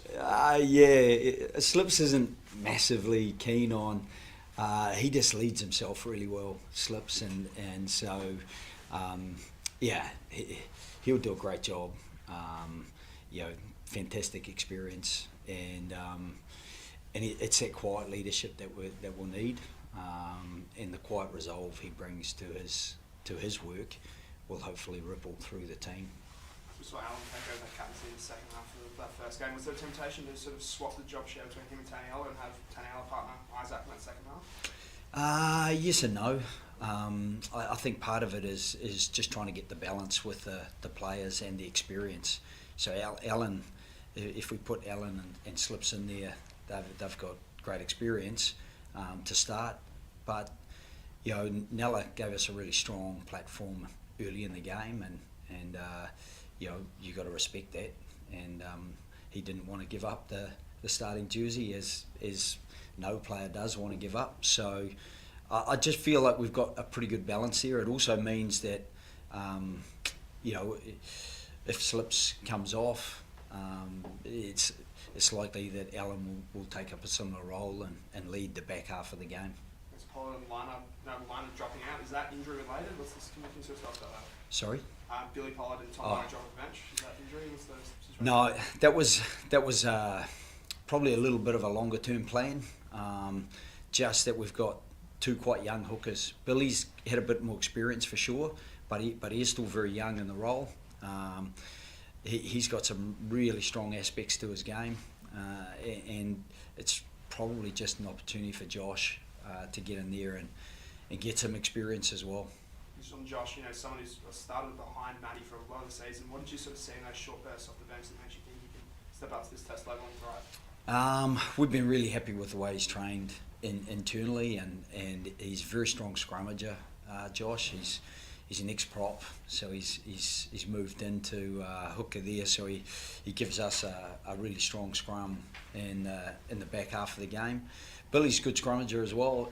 It's just an opportunity to broaden the group a little bit. It's a position that we don't have a massive amount of experience. Even Matt Fassler, who starts, has not had too many test matches, less than 10. Joe, just on Lamb, when did you know that he wasn't going to take part? And is it a bit frustrating knowing that you've just named him captain and then you're trying to find out more and you're probably wanting to know if he's a test player too? Yeah, it's frustrating, but as I said, that we've got a confidence in the squad. We thought it would come right pretty quickly. He got the whack in the game, and post-match, we thought the progress would be pretty quick, and it's just a little bit slower than we would have liked. And once he wasn't fully fit to be named to train on Tuesday, we just felt better to give certainty to the guys who are going to be there, particularly a young guy like Charlie Cale, his first test match last week, his first test start this week. You want to support that run in as best you can with a nice, clean entry into the game through the training week. You've gone with Langy, who's typically probably more been an 8 for the Tars, not so much of a 7 replacement. Was there temptation to go with someone like a Tom Hooper, and where is he and Nick Frost in terms of their games at the moment? Yeah, Hoops was certainly a prospect for us, and has trained really well. Nick Frost he's getting better and better in the environment as well. So, there was a fair bit of round the table as far as those decisions were concerned. At the same time, Langy probably gave us the best cover at 8 specifically, and that was important for us. Otherwise, you have multiple changes. I think Langy was our best solution as a single shot change, either at 6, 8 or 7 as required. Whereas I think with Tom, he wouldn't be an 8, so you'd have to swap Bobby, Rob Valentini to 8, and then put Hoops at 6 if something happened to Charlie, and then he could go like for like at 7. But we just felt this was probably a better opportunity for Billy to come off the bench and add some impact, because he's an explosive player, Billy, and that may be a really good opportunity for him. And just speaking of Charlie, he's pretty explosive, dynamic. Have you seen, Shane Rugby probably hasn't seen a number 8 much like him in quite a long time. What is it about Charlie, 23-year-old, second season super, that has made him, a second test, a starting debutant in his second match? Well, there's obviously a bit of fortune with Liam being injured, but you earn what you get, and I think he's earned it on the back of Super Rugby form. He was relatively quiet when he came off the bench last week, and I think to give a young player real confidence, to get the training week, to get the clarity early in the week, as I mentioned earlier with Liam stepping out on Tuesday morning, it just meant that for Charlie it's nice clarity for him, and he can get his head around the requirements, because inevitably when you're coming off the bench you don't get the same reps in the team, and so for line out clarity where he's so quick into the air, for the clarity around his role in the defensive system or in the attacking shape, or those elements of the game, I think for him it'll be a nice runway into Saturday's game. Joe, great to see you in Melbourne this week. Yep. Start of the week, what did you know about rugby in Victoria, and have you learned anything about the community down here in the 4 days you've been here? I was pretty wet and cold on Tuesday. That was that was a great challenge for us. My son lives here in Melbourne, so he plays a bit for Harlequins, and dislocated his shoulder a couple of weeks ago, so he's enjoying the challenge of that. So I obviously I chat to him about a bit of the rugby. We've got a number of guys like Rob Valentini, Hunter Paisami, Isaac Kailea, who are all Harlequins boys as well, but a lot better, obviously, than my young fellow, who's pretty much kind of semi retired and drops into fill-in. But I obviously have spent a bit of time in Melbourne as well. We've had our son here for quite some time. Been here for the last 2 years with test matches, not on the same side, but certainly catching up with people in rugby circles. So I think you've got a city of 5 million, and you've got there's a lot of Kiwis in Melbourne. So that they obviously have a real interest in rugby, and I think Melbourne is probably the biggest supporters of events. They just love a sporting event, and I reckon you could put just about tiddlywinks on at the MCG. If it was a really good tiddlywinks competition, I think you'd get people turning up from Melbourne because they just love a sporting contest. And you get the Australian Open here, I came to a World Cup cricket final here, sadly. New Zealand got spanked by Australia in the game, but on the Thursday following that, I went to Carlton versus Richmond and sat in the box with Mick Malthouse, and 76,000 people in for a club game of AFL. So I just love the way Melbourne people get behind any sporting occasion, and so having been here the last couple of years, 85,000 in the MCG last year in the All Black Wallaby Test, and a sold out Marvel Stadium the year before. So certainly the interest is there, and some of the best players that have come out of club sides in recent times have come from Melbourne. The community's reeling a little bit following the Rebels' decision, obviously. Is there any message of optimism, or what should they be looking forward to this rugby union community? Yeah, there's some really good things happening in schools. I think Jimmy Orange has got some programs up and running in schools that are going really well, and I think the stronger it can be through the grassroots, I think inevitably you grow the interest, because if people have played it when they're young and they're involved when they're young, they have an interest as they progress through, and it's one way. Traditionally it is so AFL strong in Melbourne that it's a little bit similar to Ireland in that experience, with Gaelic football and Gaelic hurling being so strong. But the rugby through the school environment really started to gather momentum, and it would be great to see that happen in Melbourne.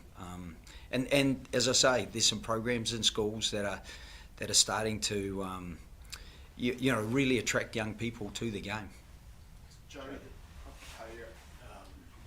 Broadly speaking, there was it's a great move, I suppose, optimism about the win last week in Australian rugby. People are feeling good again. How much of your week has been spent pulling people in this environment back down to earth and talking about the realities of how close Wales came in various places? Right, hello and welcome to Favorite Rugby on Favorite Sports. It is Australia versus Wales, the second of the big 4 tests happening this weekend. We've just seen the All Blacks narrowly defeat England over at Eden Park, and now we have got Australia taking on Wales. A couple of changes across the two sides, not too many changes, a couple of injury forced changes, and can Wales end their 8-game losing streak as Ellis Bevan gets us underway? Goes down the middle of the park and an early touch that for Tom Wright. Scored an electric try last weekend, and let's get into this. Please do score predictions in the comments below. Let me know who you're supporting. It's pretty split actually in the comments. Very interesting enough. That's a nice big hit coming on. I think that's Jamie Williams who is carrying there for Australia. We'll go through the sides just a bit and talk about some of the points to watch and some of the key players for both sides. So make sure you still settle in. Make sure you subscribe to the channel as well. By the way, if you're looking to watch the match, check the description. There is a bit of a guide on the broadcast and how you can watch that, as Jake Gordon has to come away with no Alessio. That's nice little work way down the right-hand side as the Tom Wright kicks him behind and has to go back there. I think it looks like Rio Dyer. That's right, it's Ellis Bevan, who is caught on the ball but has a bit of support. A lot of Australian players arriving. Wales with possession inside their own half, just outside the 22 on the left-hand side. Dewey Lake, the Welsh captain, gets his first carry of the day. Bit of a juggernaut, Dewey Lake.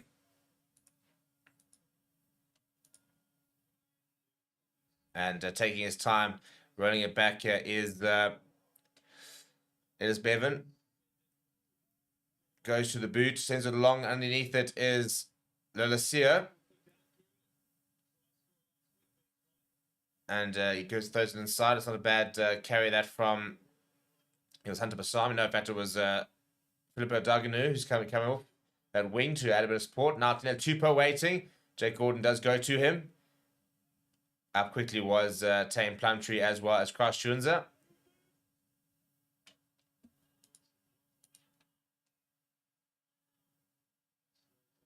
Right, goes to the boot. Yeah, goes Gordon.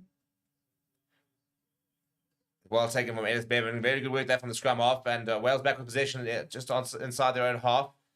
Rio Dyer helps in that scrum half. And first carry of the day for Tane Plumtree, who has switched to the number 8 jersey for this weekend. Tommy Rafal coming in the number 7. And James Botham starting the number 6. So interesting to see how Tane Plumtree does go. I mean, he just knocked it on. So it will be an early scrum. But a very interesting positional switch over there. It wasn't bad. And ball was pretty well placed in both hands. And then Tane Plumtree in trying to then place it, knocking the ball on the ground. Young player, Tane Plumtree, the son of John Plumtree, the Sharks coach. A bit frustrating that from Warren Gatland, who's desperately trying to get this Welsh side back to winning ways. And it's not been a good return for him.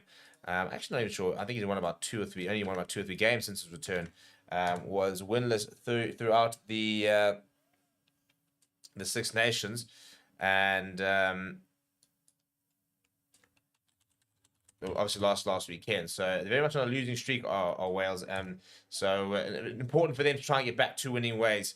And that's not a bad carry up the back that for Charlie Cale, starting the number 8 jersey today. There's a bit of a change in the loose trio, so Rob Valentini has dropped the number 6 jersey. Fraser McWright, that's a charge down, by the way, and having to go back there is Tom Wright, and a bit of pressure as well coming from Tompkins.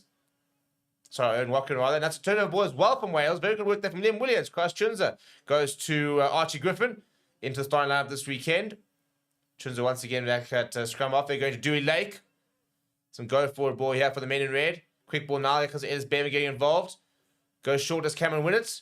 Also in a new addition to the starting lineup. Rob Valentini over that ball. And available now. Owen Watkin. Past the 10-metre line go Wales. Nice deft touch that from James Botham. Winner at first receiver. Delays the pass. Goes himself. Bevan Thomas calling for it. Rio Dyer, in fact. And that's good work there from Ben Thomas to Tommy Rafal, who is brought down just past the 10-metre line. Bit of space there for Wales. Probably could have done a bit better there, to be honest. Worked their way back down the left-hand side. Nice and direct goes Botham. The grandson of Ian Botham, the English cricketer. No, not too much on. So Ben Thomas goes to the boot and listed high. And Owen, that's well overcooked. No chance of Owen Watkin keeping that in. That's really, really poor that from Ben Thomas, who does apologise. Very new to international rugby is the young fly half. Looked solid last weekend. It's not enough, I think, but still got lots to learn.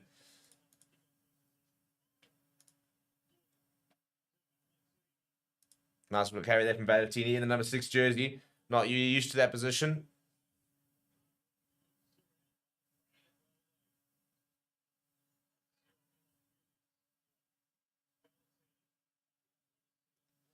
Let's see now.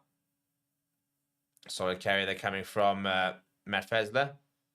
Now on the left-hand side. Comes back inside as Larkin Salakatoloto. James Slipper. Back to skippering the Wallabies. The most capped prop in history, by the way. Nola Lucia. Goes downfield. Rio Dyer. Not too much pressure on him here. Gets away from one. Wrapped up by Hunter Basami. Ball available for Ellis Bevan. Tane Plumtree wants it. He runs to Fraser McWright. Now going to go to the butcher is Ellis Bevan. Penalty advantage here, I think, from the looks of it. Or is he just pointing at the line? Little tip over the top from Ben Thomas. Into a bit of space. Well covered there from Dagan Houston. There was no penalty advantage. He was just pointing back at the offside line. So turnover ball here for Australia inside their own half. Very long first passage of play. Well, a couple of passages to play here. Now turnover ball there. And Owen Watkin comes away. Then he gives away to Dewey Lake. Ball available as well. Now that's a nice little kick in behind. And a bit of pressure as the ball goes inside. It's a terrible pass though. And having to clean up here is Tom Wright. And he's throwing it to Williams. And now Kellaway under a bit of pressure. He's chipped it over the top. He wants to chip and chase. And it might work out brilliant. It does work out brilliant with him. Now Fraser McWright's got the length of the field to go. Is anyone going to catch him? Rio dives after him. He throws a long pass out wide. And it will be a try for Australia. Coast to coast. Philippe Dagenung will go over. What an incredible try that is. Well, I'll tell you what. Today we've seen some proper tries. And none better than that. Goodness me. I mean, Wales looking to put all sorts of pressure on Australia. And they'll be absolutely fuming that this came from putting all this pressure, then the ball over the top. The presence of mind here from Getaway, bang, steps inside, then the chip over the top. And talk about the bounce of the rugby ball. Just bounces up, and that's so well done by Kellaway. Gets in front of winner, just pops it down to Fraser McWright, who then got so much to do. Rio Dyer had him, and then Liam Williams trying to get back is never going to catch the wing. That's literally a 100-meter try. That is from try line to try line. That is absolutely brilliant from Australia. You won't see too many better than that.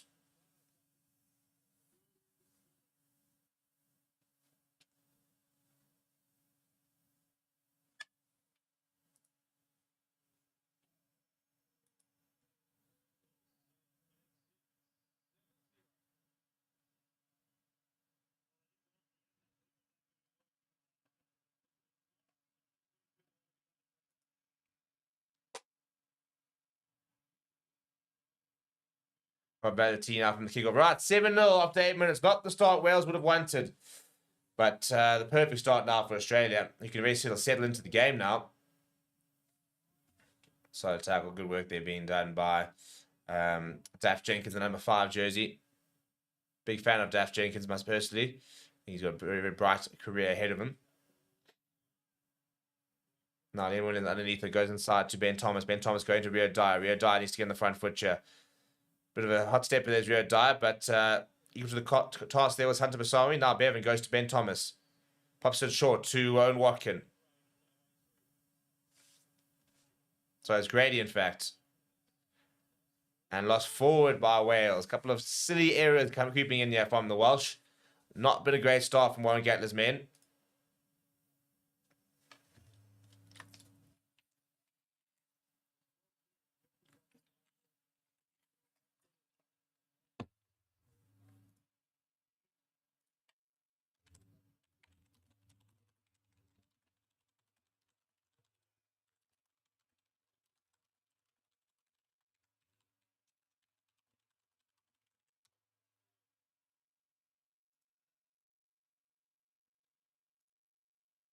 Right, scrum for Australia. Inside their own half on the right-hand side. The close side, Jeff, if you're looking from the camera.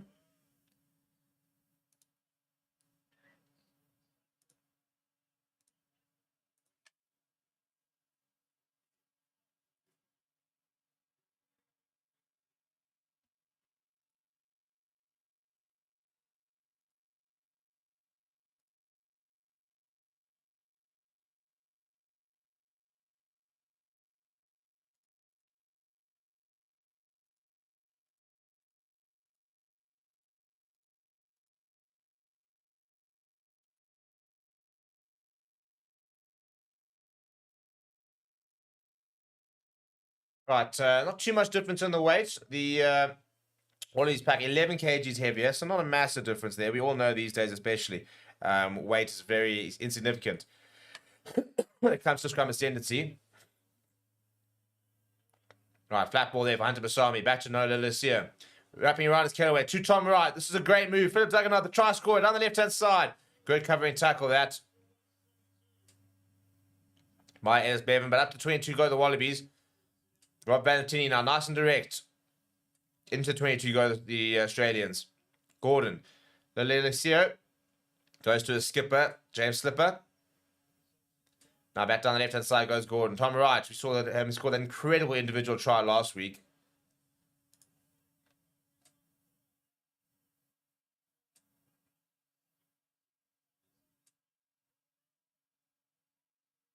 Now back inside. Good defences from Wales, who have scrambled well. 5 phases so far, Australia. To now Tupou. Gordon just taking his time, just marshalling his troops a little bit. Looking for options. Goes short to Jamie Williams.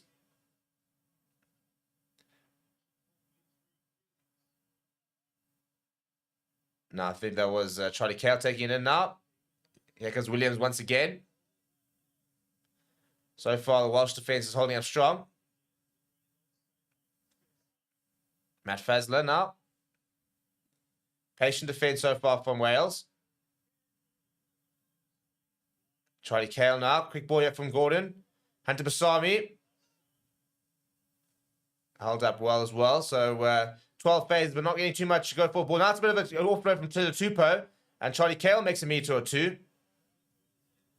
Penalty advantage here for Australia as well. So a bit of a roll of the dice. And Rob Altini almost goes straight through. Smothered by Cross Chunza. Pick up and go from Charlie Cale. Gordon looking for options. No, in fact, Rob Altini will put in a scrum off. He wants a carrier, and James Slipper presents himself. Pick up and go here from Valentini. Another pick up and go. That's another good work there by Williams. 18 phases. Fraser McWright caught behind the ball. 19 phases. Penalty advantage here. Charlie Cale. 20 phases.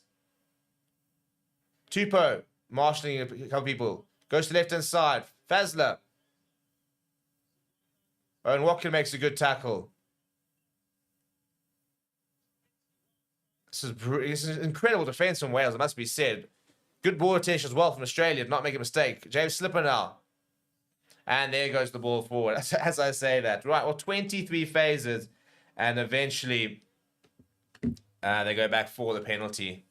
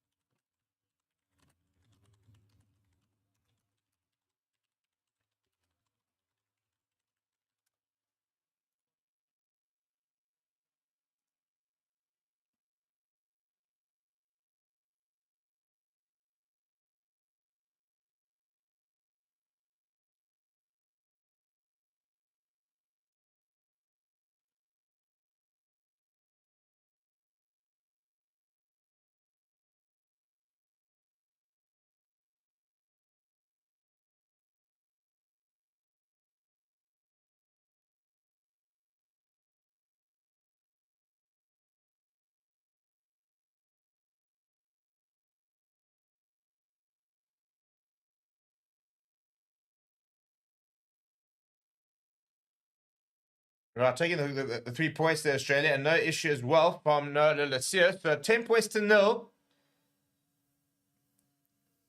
Good start this from Australia. Wales need to get into this game. It was a decent defensive effort that. I mean, 23 phases to defend that is always good. But a deep restart that as the Rob Valentini's underneath it, playing the number 6 jersey tonight.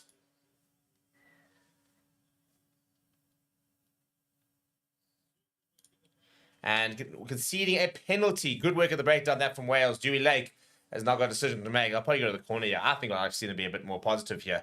I think they look good ball with ball in hand, actually. So go to the corner and I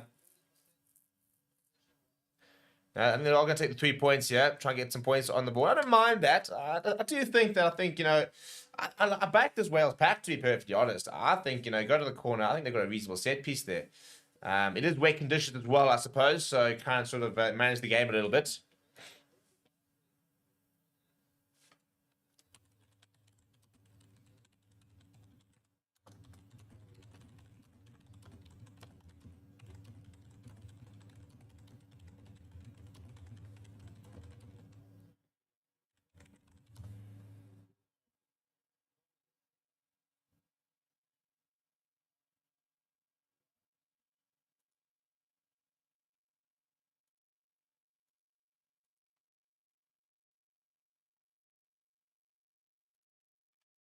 Right, Ben Thomas. To get the first points of the ball. Oh, that's horrible. That's a dreadful, dreadful kick. Annoying when you think it's a guaranteed 3 and then it ends up not to be. Frustrating that for Wales, and not great from Ben Thomas. 16 minutes, 10 points to 0. Should have been 10 points to 3. That really was gettable.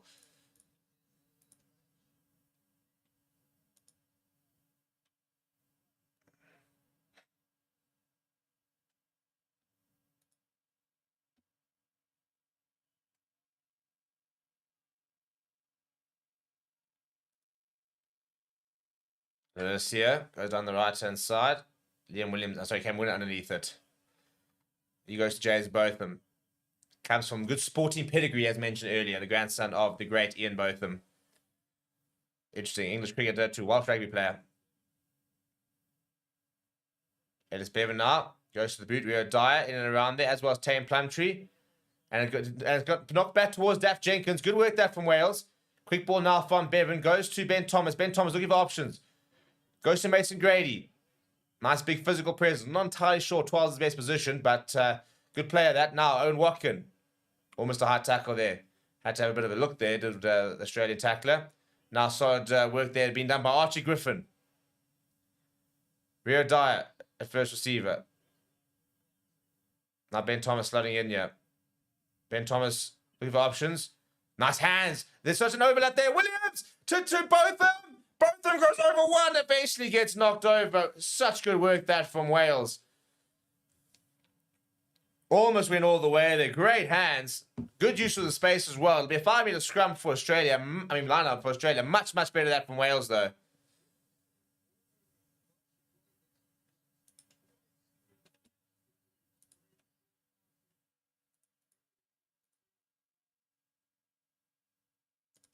And they do contest to Wales. And I think comes away to Tame Plumtree, who I think is going to be held up.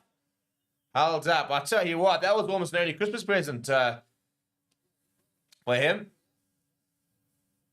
It was contested. The ball bobbled up, and he got there first. Just couldn't wrestle his way down, find grounding. Good awareness that there from the number 8. Chinza goes up so quickly. Almost actually needed to just sort of take the hit and try and recycle that, but he was over the line.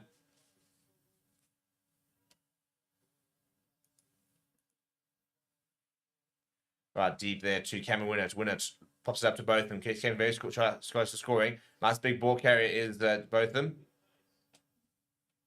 On the right hand side, Dewey Lake goes to Ben Thomas. Mason Grady now. Hunter Basami working hard on the tackle. A nice little battle there between the two. Two good players. Now Bevan to the left hand side. Thomas goes short to Botham. Botham's lined up and hammered back by 2 players.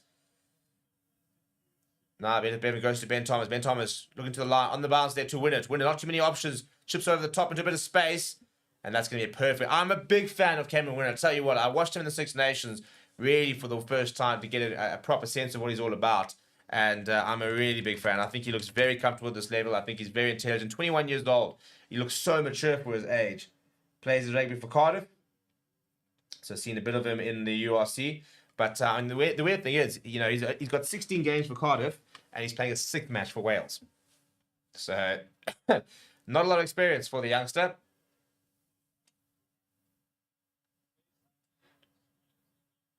A bit of a messy line like that, and I think it was a knock-on. Wales did compete, and the knock-on is for Australia. Ellis Bevan can't believe it. He thinks it should be a Welsh scrum.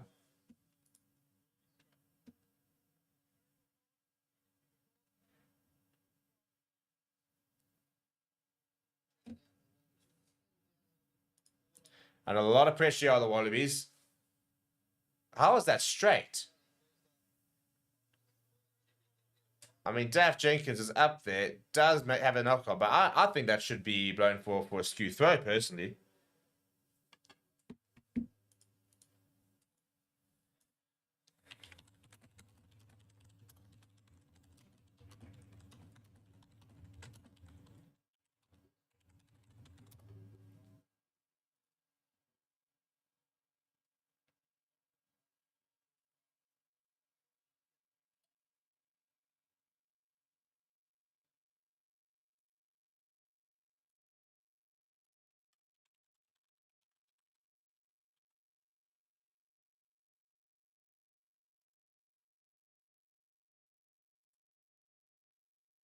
And they want it back here of Wales. A bit of pressure. I think I'm not sure they're not going to no advantage here, but Wales do have the ball back. But it coming back from Australia. Ball eventually available. Surely that's off the feet of the breakdown. No. So Australia have won it back, but they give it away back to Wales. Playing advantage now for knock on. Rio Dyer's calling for the left hand side. He reckons he's got acres of space. James Botham still resting on the ground. Bevan decides to go down on the right hand side. To Mason Grady. I do think there's space on the left hand side if Wales do want to use it.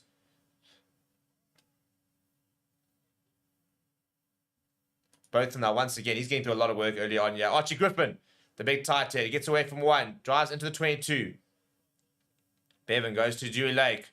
Ben Thomas brings in Tame Plumtree. Good work this year from Wales. Good continuity.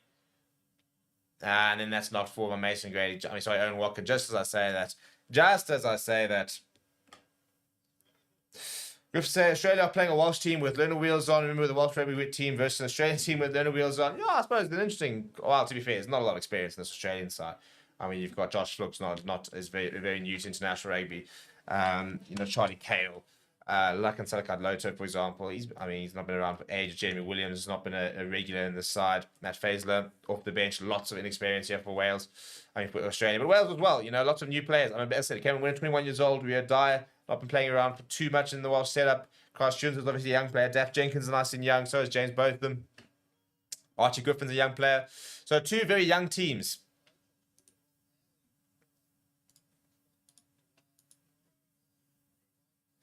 And a bit of a stress-looking Warren Gatland. 22 minutes have gone, by the way. And apart from that try and the penalty, it's actually win all Wales. Which I felt was a bit like last week. That's a big scrum. Huge scrum, in fact. Penalty to Australia. I tell you what. That could have gone either way. Genuinely either way. And a bit frustrating that from Gareth Thomas, but I don't think they'll be overly concerned. It is bucketing down. Horrible, horrible conditions over in Australia.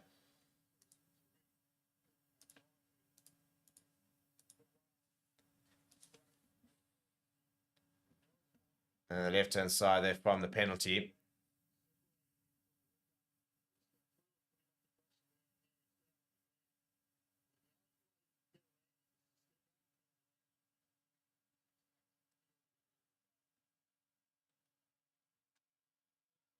It was a good take there from Jamie Williams. Very nice line out that from Australia. Nice and tidy.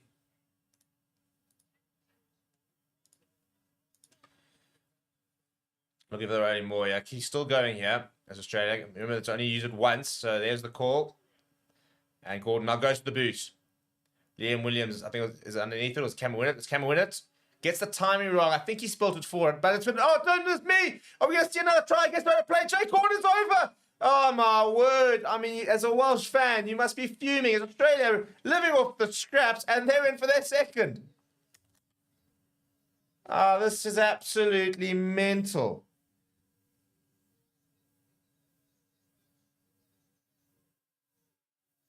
I don't think I've ever seen a team look better in most of the facets for most of the game and be 15 points to 0 behind. This is bizarre.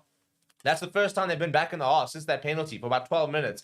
Winner gets it horribly wrong, straight through the gate, comes off the boot of Liam Williams, then it skews back, and Jake Gordon's all of a sudden all over it, cuts inside of James Botham, and bang, he's over. I tell you, this is all about taking your chances.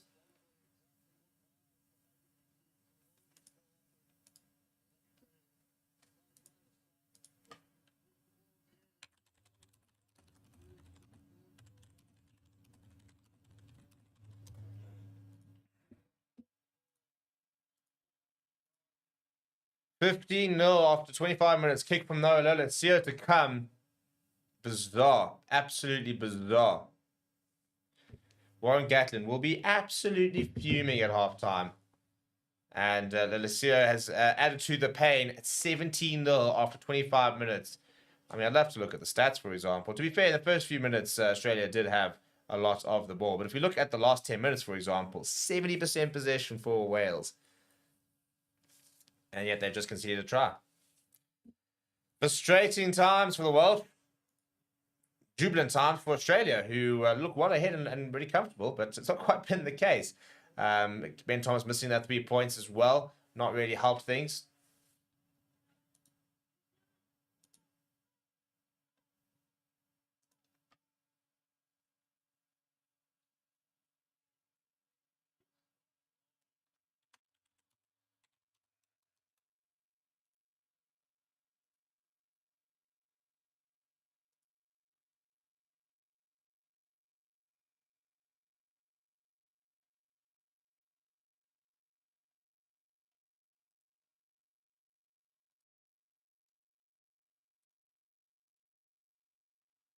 Good say. I was about to say good take from Tam Plumtree, but actually a knock on there.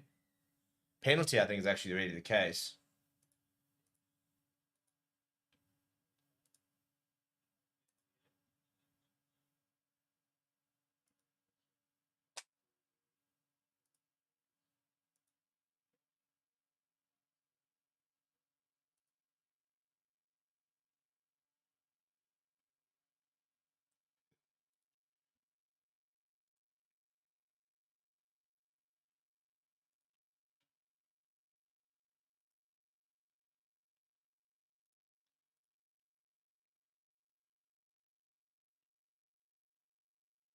Right, so under a bit of pressure here. So Wales on the front foot. Got to score here. They've got to score here. They need something for their efforts.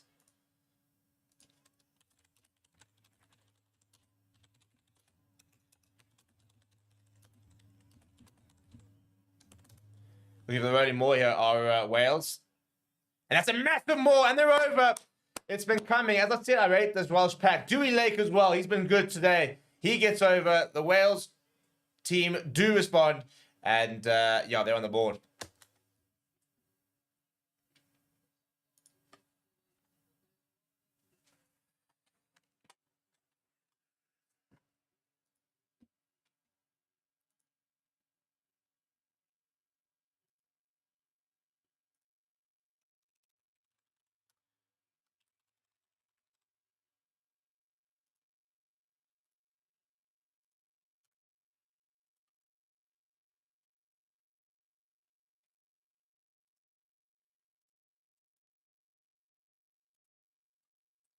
Yeah, important to respond there. Big scrum there. It was needed. It was needed. And as I said, I think this is why when they had that penalty earlier and they went for the pause, I said, go to the corner. Right, 17 points to 5. That's his 5th career try for Dewey Lake. He only played about 12, 14 games, I think. The modern day hooker. Always top try scorer in the team. Right, big kick this from Ben Thomas. It was a pretty awful one early on.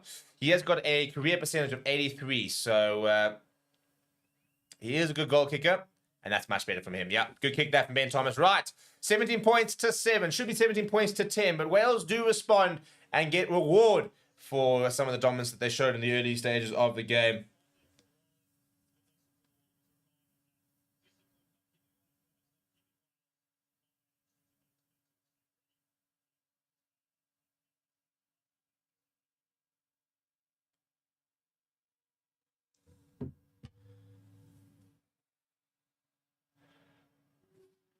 Right, Lalacia goes on the centre of the park.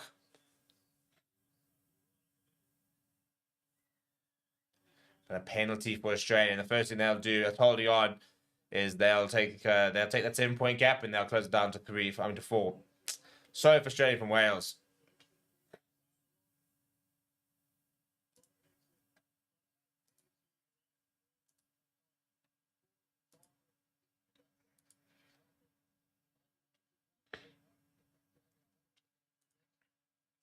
Kind of sort of sums it up though, doesn't it? You know, just the clean out really, really poor there. Cameron did well to take it.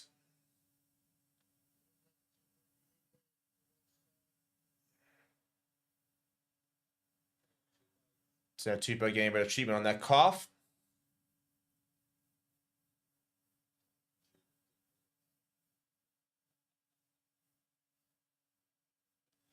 Right, notice here, it's pretty straightforward kick this. And straight over it goes. Right, 20 points to 7, a 13 lead for Australia. And Wales just frustrating because they've had good moments. And I'll tell you what, I mean, credit to Australia who haven't had to play a lot of rugby to have 20 points on the board. But Fraser McWright, so good over the ground. Wales failing to clear the man, paying the ultimate price. And they start with Ben Thomas 13 points behind with 9 minutes left in the first half. Tagunu, the try scorer, takes it well. No penalty this time off the kickoff.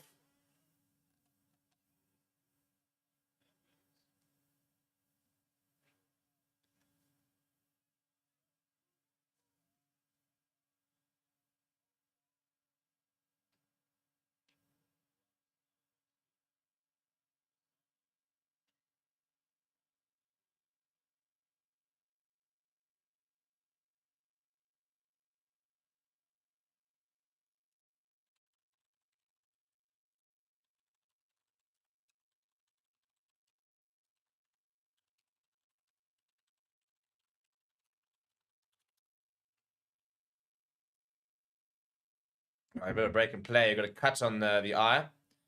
Yeah, I think it's Matt Faisler who's receiving treatment.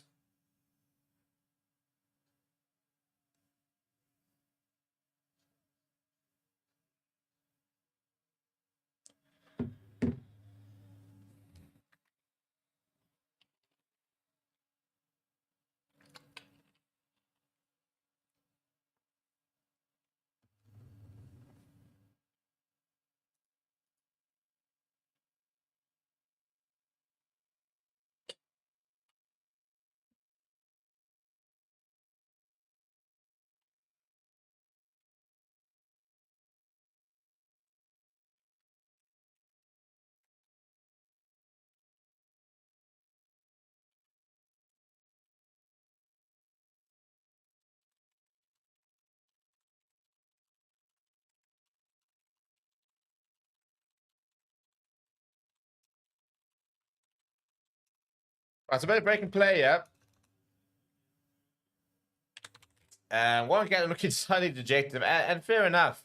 Fair enough. I mean, you look at the game, and Australia have been so clinical. I mean, they've coast to coast, try line to try line for that first try. Second try, very, very, let's say lucky, fortunate. Cameron when he gets it horribly wrong after a good kick from Jake Gordon in the conditions, it skews with the back. Jake Gordon jumps it and goes over, and then 2 penalties as well. So they've been very accurate, have Australia, far more accurate than Wales have been, who have played a lot of the rugby, but find themselves 13 points down because they've just been ill-disciplined and inaccurate. But they do have a penalty here from the scrum, so they'll be able to, from the lineup, they'll be able to go further down the field gap towards the 22. Had a very good maul try, and I think that's, in the conditions, what they probably need to sort of stick to. Stick with within the forwards. It's a good pack. I rate the pack.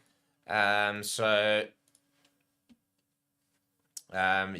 think that's kind of the way to go. Just try to keep it nice and tight and see what they can do. They are going to the line. We can go back to the early ball. It looked so good earlier. Get that right again. Win another penalty potentially. Get another try here. Get yourself back within the game before half time. Just over 7.5 minutes left remaining. And they go to the front of the line out. It's a bit of a move. And Tame Plumtree managed to throw back inside. Was almost hammered out. So it's actually really well adjusted in the end. Gareth Thomas doing very well there. Now James Botham. I'm trying to get in the front foot. Dewey Leg wants it. Solid carry from the captain. Now Archie Griffin, he's carried very well so far today. Ben Thomas. And his kickers, I'll tell you what, that was almost so typical. Exactly, that's kind of it, isn't it? Tries to kick it through, and it comes off the boot, Hunter Bassarian back into his hands. Now Jake Gordon, but that's been charged down. Is it going to remain in? It is going to remain in. I'll tell you what, Ben Thomas pops it up to Tommy Rafael. He's a hammer to the ground. Turnover ball inside the 22 now for Wales. Rio Dyer goes to Gareth Thomas. On the front foot here are Wales. Now Botham stepping away from Williams.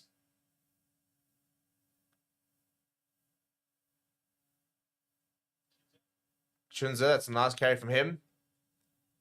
Bevan slow ball here. Goes to Tame Plumtree. Archie Griffin's on the side. They're receiving a bit of treatment. Now after Ben Thomas. Ben Thomas looking for options. Goes to Rio Dye. Good ball there to Cameron Winnett. Winnett steps inside. Looking for options. Here's Cameron Winnett.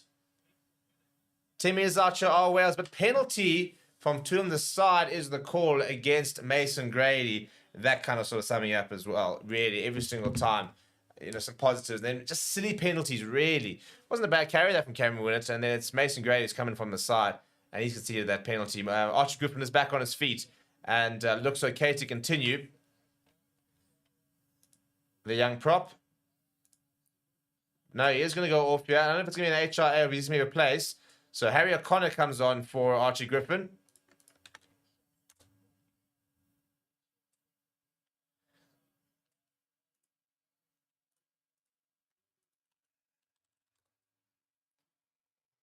"22-year-old Sydney born, actually. It's Australian born prop. Plays for Bath. We are having a look here. I wonder if there might be a neck roll involved in all of this.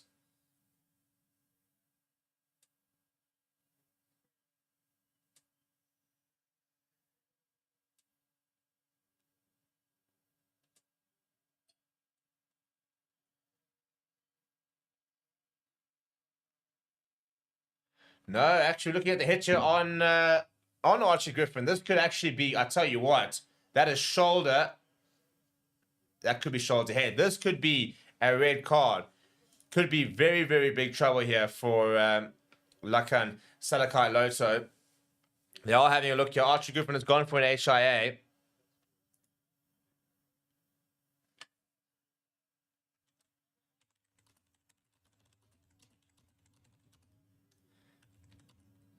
Right, so the yellow card to Australia, to Lalakai Soto, but it's also very importantly going to be a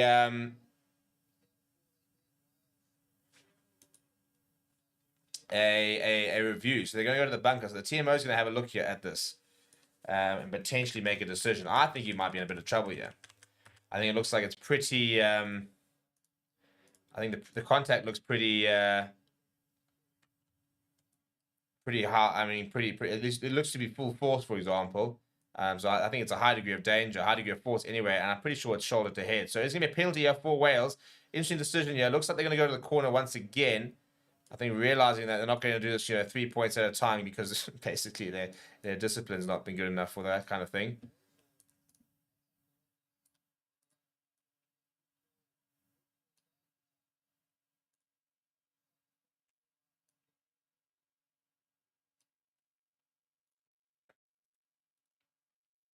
Right, 5 minutes to go before half time. A yellow card, which I'll put up in a second. And big opportunity. You score here, you can get with yourself 6 points. Have kickoff, for example. It's a good line out. Looking at that rolling more. And looks well set once again. Looks very well set once again. Dewey Lakers lurking. Dewey Lakers over for another one. I tell you what, this could be very productive for Wales. It's another try. Look at the means to the side. They're up for it now. They're up for it. I think they're very aware that all of a sudden they've got a bit of momentum here.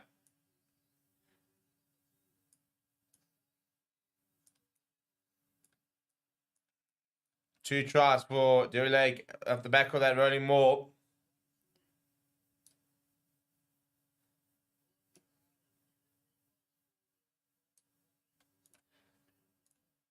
Looking at that yellow card over there, that's on the screen now. So down to, within a minute of going down to 14 men, Wales are over.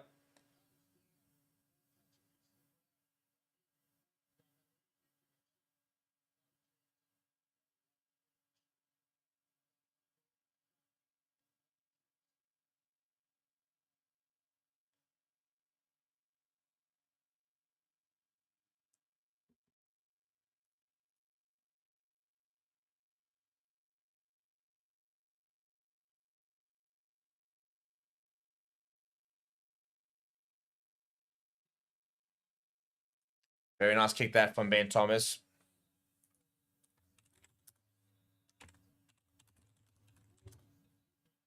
All right, 14 points to 20. We might yet have a game on our hands. I was worried that things were going to get a little bit away from Wales, which might have already done, but that Rodney Moore looks so good. That if they can continue creating the chances, then I think they continue converting them.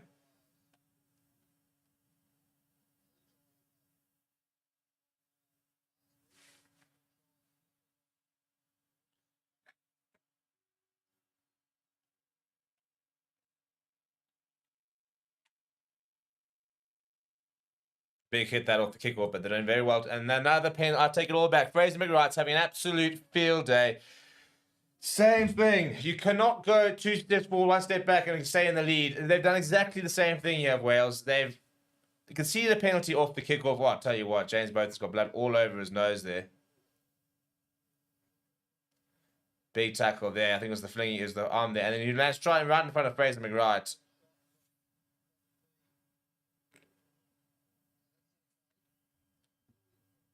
And it's another penalty, and they'll take the 3 points here.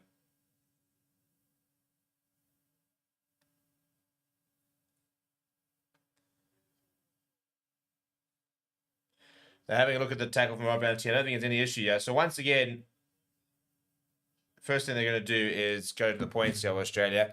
And they've just conceded a try. The second time, they've conceded 7 points, gotten 3, conceded 7 points, gotten 3. So, you know, Wales, you are catching up 4 points at a time here, as opposed to 7 points at a time. If it were, take away that earlier penalty, it was 17, they'd be 3 points behind. Now they're going to be 6 points. I mean, sorry, they're going to be back to... not back to, they're going to be 9 points behind. They were 13 points behind, now they're 9 points behind, so they're catching up 4 points at a time, which is not ideal. Not ideal at all. But we are going to have a look here, though, potentially to see if there was a potential foul play.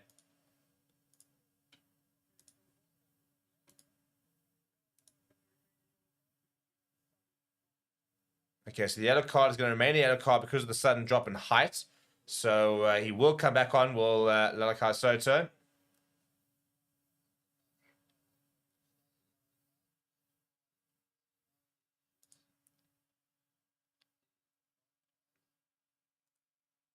And Lalasia will look to, once again, just to keep that scoreboard ticking over. And Wales are not going to be able to get into this game if they're going to keep conceding penalties like this. As I said, that's now 6 points that Australia have gotten from the kickoff, just from Fraser McWright getting over and winning a penalty. Not to mention a sort of bonus 7 points from the try from Jake Gordon, which was a big mistake from Wales. So, you know, you look at that and you're thinking that's now, what, 13 points that they didn't need to concede? Make that 16 points. That was preventable, I feel like. 16 points, preventable points. And you take those points away, Wales are actually in the lead. So, Australia are building a lead despite playing very little rugby.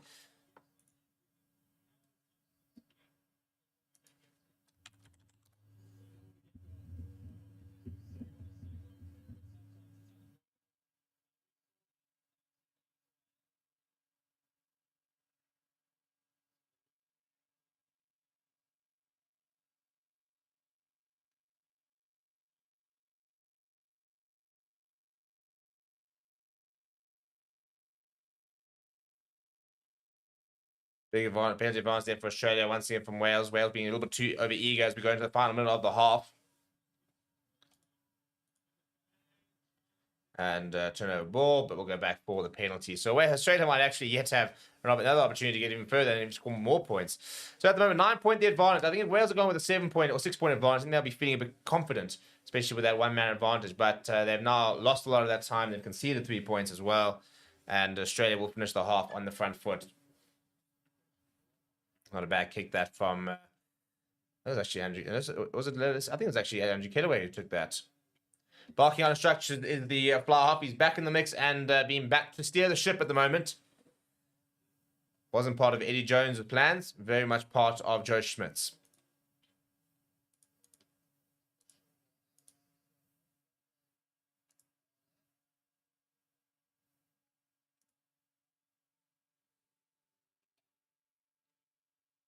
There goes the hooter. Last tackle of the half. Hunter Basamu, we haven't seen much of him. We haven't seen much of too much Australia's attackers now. Lalasil, see a bit of space going himself. Desperate defense here from Wales. The last thing they can afford to do is concede more points for half time. At 9 points, they're still inside in this game. They go back. Oh dear, a bit of space out wide. Liam Williams has to shift and does do it very well. Now to near Tupou. Big leg drive from him. Liam Williams adding a bit of weight. Chunzo struggling a little bit there. Now James Slipper.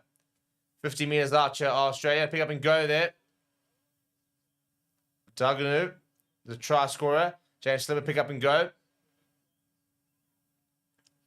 Tupou from not very far. Right, within 5 metres now. This is good momentum, this from Australia.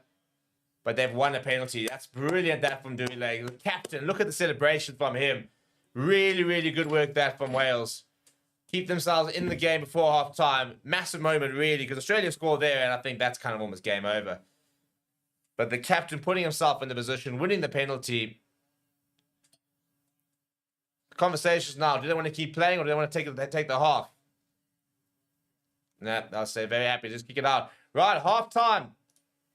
23 points to 14. And, yeah. It's been an interesting half for...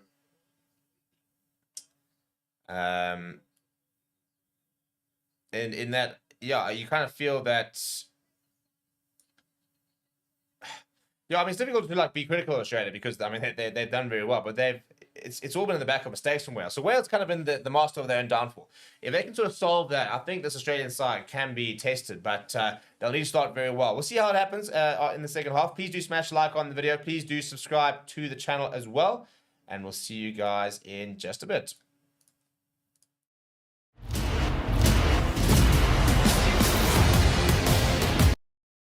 Give them placing their 2 best grounders with someone who has over 100 caps for Ireland. So they accelerated.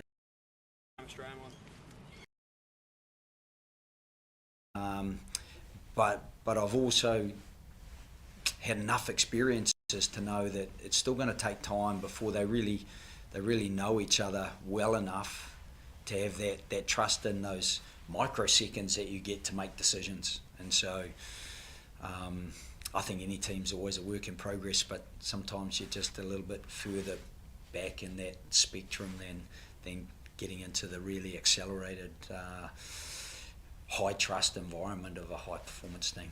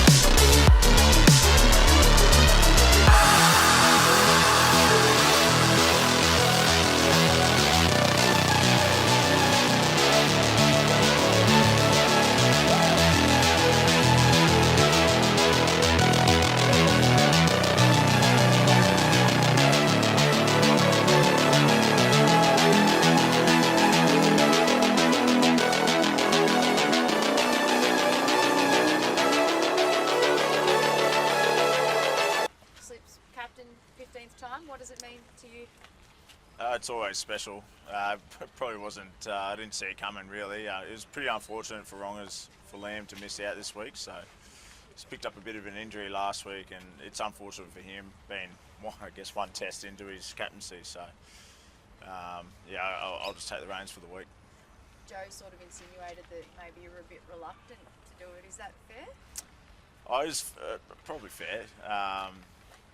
Yeah, I guess it's whatever the teams need from me, sort of thing. So for me, I'm always happy to do it. But yeah, I was really happy to see Liam get the chance to lead out last week and going forward. Looking at the team, Charlie Carl coming in, someone you've seen sort of grow for the Brumbies. How proud are you just seeing how he's developed and sort of found himself in the starting role? Yeah, I'm really proud of Charlie. He's had a really good year down at the Brumbies. He's played really well, and I think just the work he does at training's really put him in this spot now. And we're seeing the fruits of that come to his game now, and he played really well off the bench last week, so he gets an opportunity now to start, and it's a big game for us, so we're excited to see him out there. How much is the sort of motivation to really just sort of keep this role going under Joe, try and get these sort of back-to-back wins to start 24? Oh well, it's important. You know, we want to be winning games, and the good teams are consistent throughout their performances, and that's what we're aiming to do. So we want to back up last week with another good performance, and you know, hopefully we get the result off the back of that. So we're preparing well all week, and that's our plan. Last week going past, I think you became the most capped front row in Test history. I'm not sure the stat you're aware of, but how do those sort of milestones, what will those milestones mean to you as you sort of start passing and you're starting to sort of get in touch with Greg's as all-time Australian one? To be fair, I get a little bit awkward around the milestones. It's not something I'm that comfortable, I guess, being spoken about a fair bit. So for me, it's more about the team performance, and like I play rugby to win games of rugby, and that's what I enjoy doing. Sitting in the change room after a good performance, I'll take that over most things. So that's the plan this week, and whenever I hang up the boots, then I can look at everything else. Slips, what do you expect from Wales? They haven't won in 8 Test matches now, but you imagine they'll be pretty hungry come Saturday night. Oh, they're a proud nation, proud rugby nation as well. So you know they're gonna be wanting to get a result, and I'm sure they've been preparing hard all week and probably pulling apart last week's game, seeing where they can do better and where they can get us. So we've been doing the same thing. We're expecting a pretty tough game down here in Melbourne. So good crowd, good game. We're looking forward to it. What's the win last week done for the group in terms of confidence and stuff like that? Confidence is probably the most accurate word to use.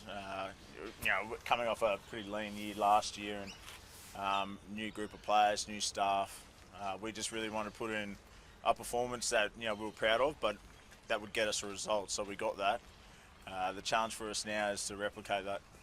But the performance of the pack slips, both set pieces were very good. You know, picking balls off the line out, the scrum had good pay early. Like, were you pleased with that in particular?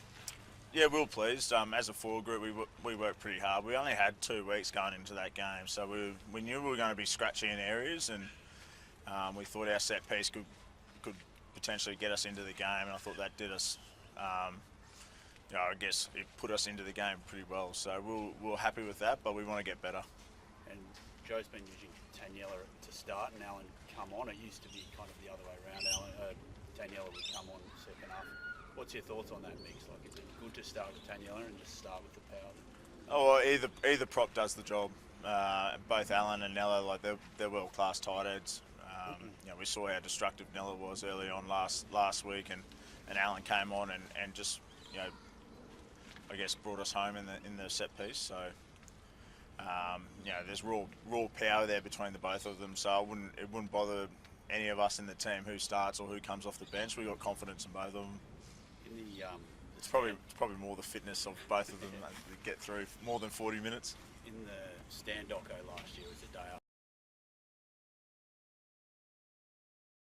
after the Wales and Eddie had a chat about the distraughtness about them. You were when you respond. Want me to be diplomatic? Look, mate. To be honest, like last year's, it is what it is. Really, everyone in the circle knows what happened.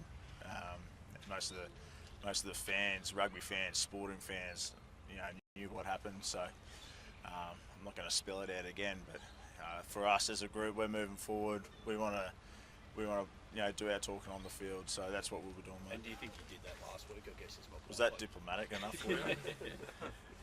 Yeah, last week was a good step forward. Yeah. I guess rugby teams are built off, a culture, and it's a direct representation of how you're going off the field is how you're going on the field. We're just going to keep driving that. Slips, he did have a lot to say last year. Was that one of the more accurate things, you think? Who's that? Eddie, was that one of the more accurate things that he said? What? Which bit? With regarding to the hardness. The hardness. Oh, I'm sure there's elements of it. Like, Eddie's been around a long time. He's coached all over the world, so he'd have a fair idea of what he was talking about. Once again, mate, like I stand here in front of you. I'm really struggling to talk about last year when we got a really good game this weekend coming. So that's probably my focus right now. And what have you seen from Joe this week in terms of ensuring that consistency remains another strong effort? We reviewed the game pretty hard. We were happy with aspects of it, but we can definitely be better. And Joe's been pretty hard on us this week, getting that right. And by no means are we going to be perfect this week either. We just want to make sure our performance is slightly better than the last one. Last couple of things, Scott. You were up against a 22-year-old who was making his first international start last week. Yeah. Archie Griffin, what do you make of how he went? Oh, he went well. We got a few results early off in the game, but I had a good chat with Archie after the game, and born in Sydney, so he's had half the stadium there looking at him for the game. So it's just good to see a young tight end having a genuine dig. He played nearly the whole game, so it was a pretty impressive outing. And do you expect different tests on the World Scrum this week? Yeah, I think so. I think we got a couple of pens, but I think overall it was pretty even. They're a team that's they take a lot of pride in their set piece, so we're expecting another one. Let's look at Wales versus Australia. So the Joe Schmidt era got off to a win last weekend. Has had to make a couple of changes to his side, sort of mostly injury enforced changes, which means that James Slipper returns to the captaincy. What a servant he has been for Australia Rugby, and he will continue to be there for a while, and will lead the side in what will be his 136th test. Matt Fezler continues as well in the front row with Tenea Tupou. Jeremy Williams next to Lakan Salakaloto, but a bit of a change in that back three. Obviously no Liam Wright, which is why James Slipper is skippering. So Rob Banatini moves from the 8 to the number 6 jersey. Fraser McGrath continues in the number 7, but the young Charlie Cale will get his second cap in that starting number 8 jersey. So very big opportunity for him. Jake Gordon will partner No Lodasio. The rest of the back line basically remains the same there. We saw a phenomenal try by Tom Wright last weekend. So good to see him back in Australian jersey. Off the bench, Josh Nasser will get a debut in the number 16 jersey. Isaac Kelly will earn a second cap, whilst Alan Alator will be the experienced front row over there. Apart from that, if you take away Nick White, who returns to the 23, lots of experience there and 66 caps. But apart from that, a very, very inexperienced side. Ben Donaldson, the fly half, comes in over there, 7 tests to him. Dylan Peace's got 1 test to his name. Lanky Gleeson, as well as Angus Blythe, the 2 other players on the bench over there, also very experienced. And we look at, for example, what Wallabies coach Joe Schmidt said. And he said, we found a bit about ourselves last week and are looking forward to learning a bit more on Saturday night. We've worked hard again this week in Melbourne and will be going out to earn the support of those in the stands and those at home on Saturday night. So very much, I think we saw, again, promising signs from Australia last week. Looked to be quite expansive in the way they played, for example. Had some really nice moments, but are very much a work in progress. Very keen to see how things look in a few months' time. In terms of the Wales side, massive news for Wales is no Aaron Wainwright, who has been ruled out this weekend. Hamstring injury, that's him out for sort of the tour, really. And a massive loss that is for Warren Gatland, because he was so good last week. So right, and we're back underway in Australia, and it is Australia leading 23 points to 14. Wales have had a very frustrating time where they've just not been good enough at the small things, the small battles, and I think they'll feel that the scoreline doesn't necessarily reflect the way they've played, but their ill discipline has cost them which and Australia have really been good at taking opportunities, and they've off to a good start here as well. They did score one of the proper tries. In the first half, that first try they scored was absolutely sensational. But since then, Wales have definitely grown into the game.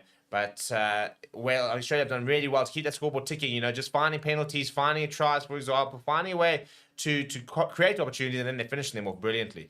So they've been far more accurate. Wales, on the other hand, very much the opposite so far. Have had more possession, more field position as well, and not really made much with it. Now, it's a good, nice little read that Filippo Duggan was being jeepers. He's been manhandled while Daft Jenkins picked up and driven back. And eventually, Australia doing very well to bring him down to the ground, back towards their halfway line. Lost a lot of momentum. There is a change, by the way, by Australia. So Alan Alatoa is on for Tena Tupo. We're still getting a bit of treatment. Was the not a bad first half for Tena Tupo, but not surprised to see him give away. Also not worth risking it, but there is a bit of a niggle there.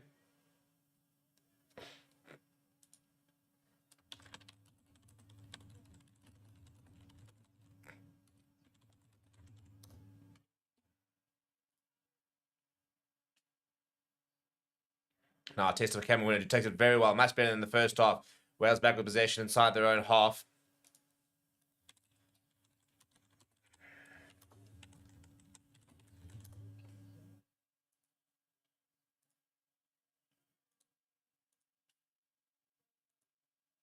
Slow ball, yeah, as Bevan goes to the boot.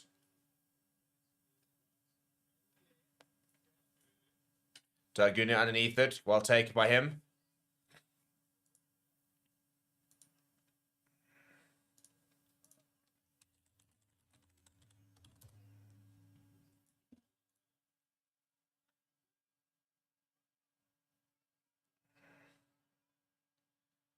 Right, now Jake Gordon, bit of a kicking battle at the moment between the two teams for territory. Win it underneath it, takes it very well. That's in the air, surely is in the air. And Dagunu does apologize, gets the timing wrong. In fact, I actually don't think he apologized. I don't think he thinks he got the timing wrong, which he definitely did. So a penalty there for Wales. But that should be the end of the yellow card. Just 7 seconds left, so I imagine he'll be on for this line out. Yeah, no, I mean, he clearly takes him out in the air. I don't think there's any argument you can really have there. And here we go. Right, so back to a full contingent on Australia. Let me get rid of that yellow card. And it's been one, actually, so that's not a good move of Wales. Kicked downfield by Noah Lolesio. Would have been a really good opportunity, that, for Wales.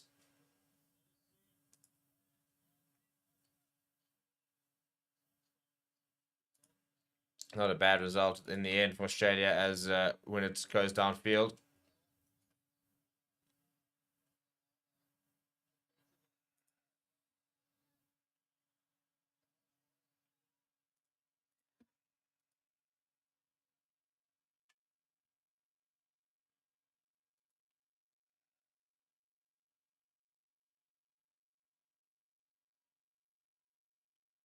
Now, ball, and that's a pretty poor. It's left behind. Kick forward. I'll tell you what, Rio dies after this. Kellaway's going back. Rio dies looking to put pressure on. He gets away from Rio Dye. Then he slips, though. Rio Dye does get there. Owen Watkin is there as well. Wallabies on the back foot.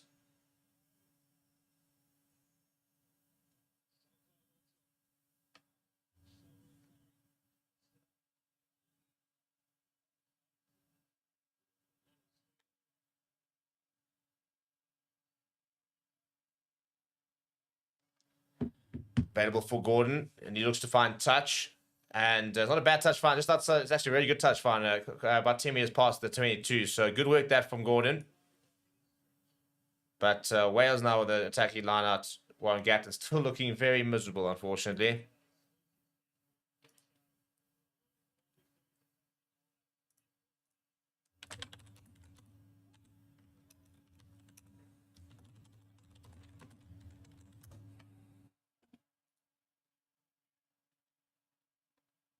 Right, Dewey Lake at the back of, once again, what looks like another good rolling maul.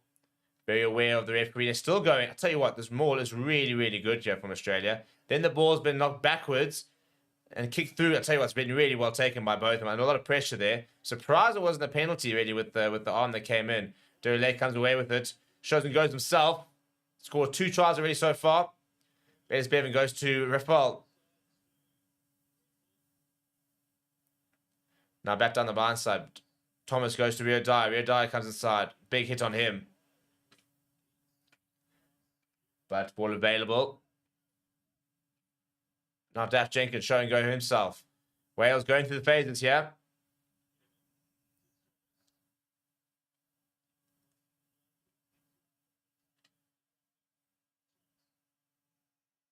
Nice little offload. That to Plumtree is through. Plumtree makes a few yards here. 20 metres out now, Wales. Down the right side goes Thomas. Thomas looking for options. Pops it up to Cam and win it. Very good work this year from Wales. I give it a try. Puts them 2 points behind. So very much still in this game. Derry Lake grafting hard. Archie Griffin this time. Now a bit of space. Mason Grady. There's a lot of space here. Quickly taken here from both there. Both there. Just short. Pick up and go from Plumtree. Ball available. Thomas. Win it. And there it is. Liam Williams, the veteran. And he makes sure to come inside to make life for Ben Thomas as easy as you like. And Liam Williams goes over. Wales respond much, much better.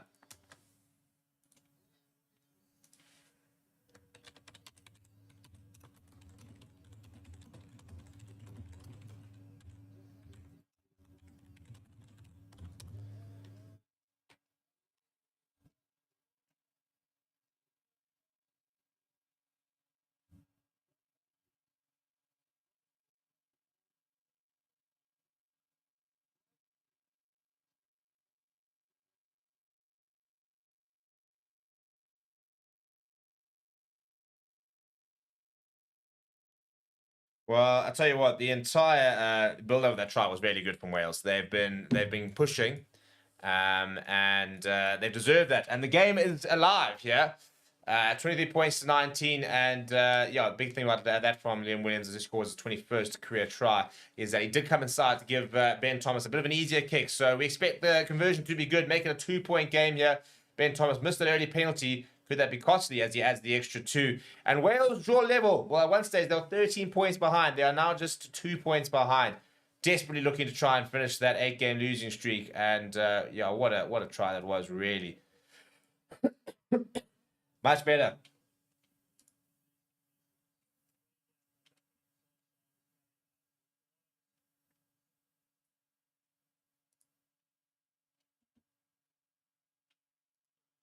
Right, big 32 minutes to come. Yeah, go down the middle of the park. Cameron Winner underneath it. Takes it well. Fraser McWright lurking as he's been the entire game, but this time much better at kickoff are Wales. Archie Griffin had a bit of a HIA earlier, which he's obviously passed. Is back out and back to grafting. Bevan now goes to James Botham. I've been very impressed with his work. A couple of nice performances here from the young players. I think Tane Plumtree, for me, looks a really nice player. Both of them look good today. I've been impressed by Cameron Winner once again. Ben Thomas has looked pretty assured on the ball. Now Bevan goes to the boot. Hasn't saved to 22, but not looking to find touch. Underneath it is Kellaway. Kellaway finding a bit of space. Oh, it's a big tackle coming from Tane Plumtree. Slipper. That's a nice big hit on him from Slipper on Dewey Lake. Gordon almost sort of delaying the pass and allows a couple of the Wasp players to get up. Losing a bit of momentum there, Australia. Now down the right-hand side goes Gordon. Fraser McWright.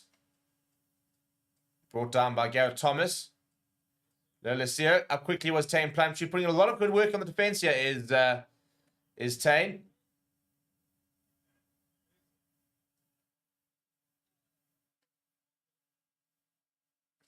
Back to right. I tell you what, that's not far away from being charged down. Liam Williams drifting inside. This will be Cameron Williams. Liam Williams trying to give him a bit of support. I'm not surprised. I'm not so sure how that's not taken out of the air, but he has won it back as Cameron Williams. Very good work, that. And Liam Williams having a bit of a go here with Charlie Cale.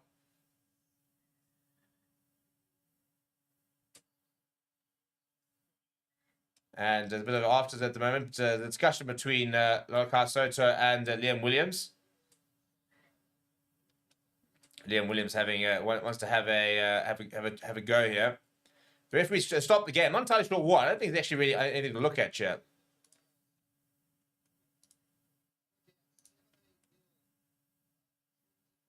Standing up in the face there of Liam Williams there. Then there's a shove by Liam Williams.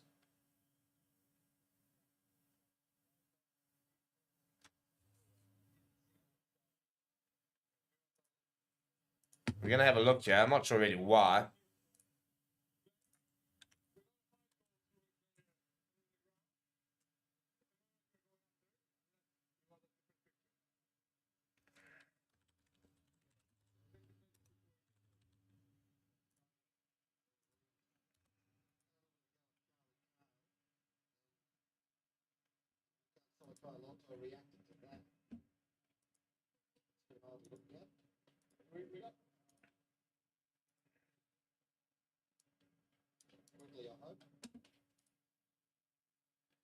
We're actually TMO check here, and we're having a look at what sort of happened between Liam Williams and Charlie Cale. So Liam Williams goes in there and brings him down. Charlie Cale stands up in his face. Liam Williams then shoves him. And then Lalakai Soto grabs Williams and bowls him over. And then Williams decides to run past him and put a bit of a shoulder in the back. I think this is pretty arbitrary, to be honest. Be interested to see what decision. I mean, I think this is all pretty... Nothing hectic, to be fair.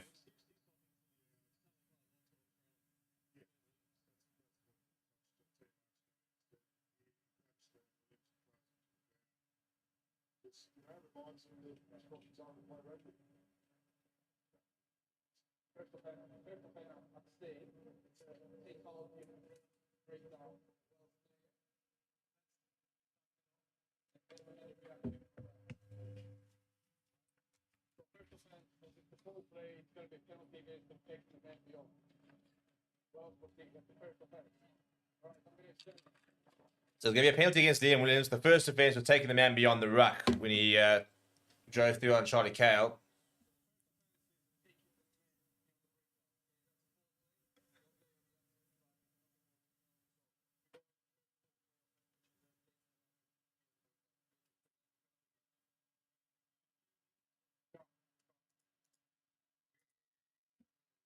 Right, another penalty, and I think that they'll take the points here with Australia.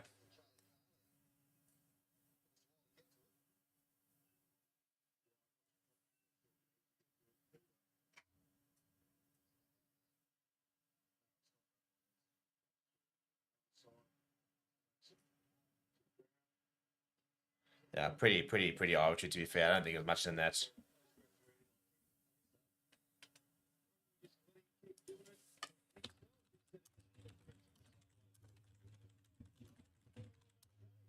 Right, so Australia now on the front foot. Didn't take the points. Interesting decision that, to be fair. I would have thought they would have. Half an hour to go. They go to the front of the line out. Okay, Soto there.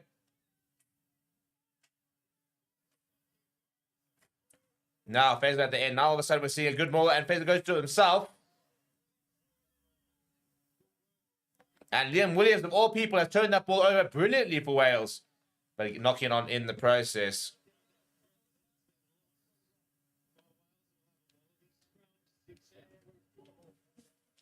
He's asking if it was him. He's not impressed. Not impressed at all.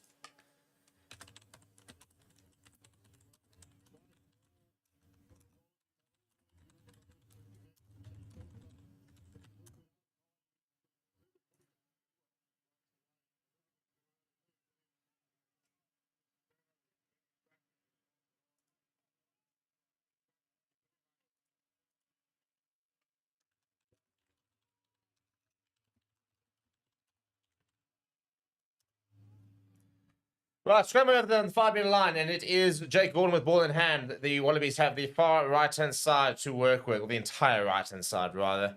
And big defence needed here. And the free kick here for Australia. Back and onto the try line goes Wales. Obviously can't take another scrum because of the law change, so it'll be a tap and go here.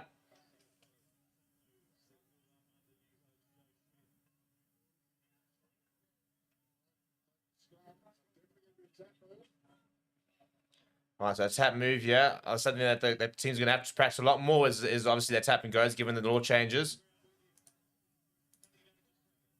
Penalty advantage here for Australia for offside. That's really, really sloppy that from Wales. And then they do spill it. So they go back for the penalty. Not really. I think it's actually the call here.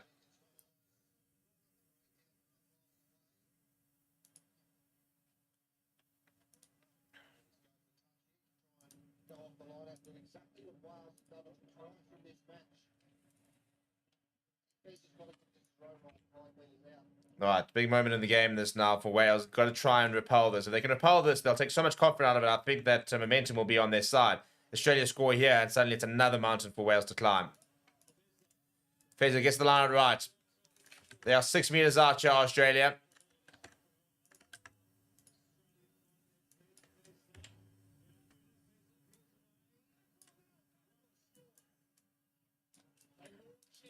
Just short now. Going through the phases here are the Wallabies. Big defense needed here from Wales. Pick up and go. And that's big, powerful. That's really, really, really good. And it's Alalato, the veteran, who goes over. That's a heartbreaking try to see from Wales, who are desperately getting themselves back in the game. And Australia do respond in the perfect fashion, and they score.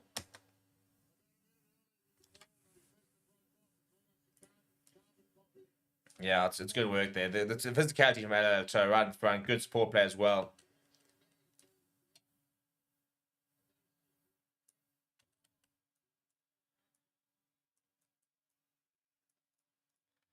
And it's the veteran who goes over. Heartbreaking for Wales. They've been so good at trying to get back into this game, but just conceding too many points.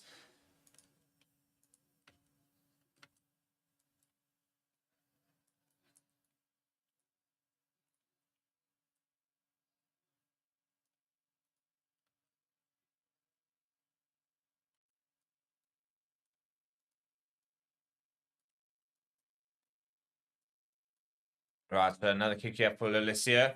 So 7 points the margin at the moment. Important kick this. He misses this and it becomes a 7-point game, which means Wales still have an opportunity to level the scores and get back into the game. And off the upright. Pity. It was a good kick actually in the end.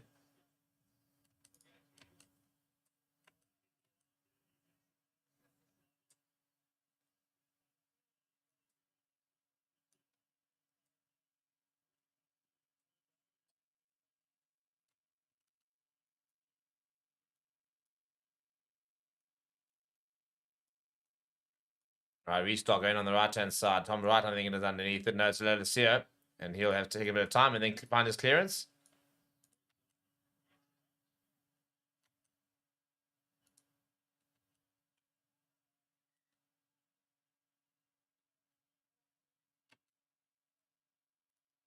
Joe Schmidt barking instructions into his mic. Winning start for him last week, but this week looking to try and race with the kick on. I think it's all about the progress, isn't it? You know, it's about continuing to get better every single week.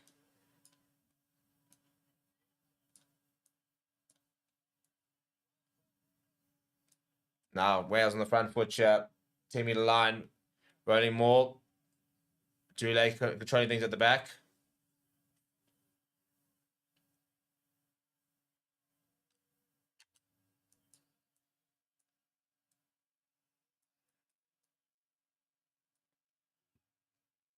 Use of the call from the referee. It's available there for Bevan. Now Mason Grady. You haven't seen much of him this half. Ben Thomas gives it away to Owen Watkin. He bounces off his opposite number. Josh Fluke now back to the right-hand side. Daft Jenkins goes himself.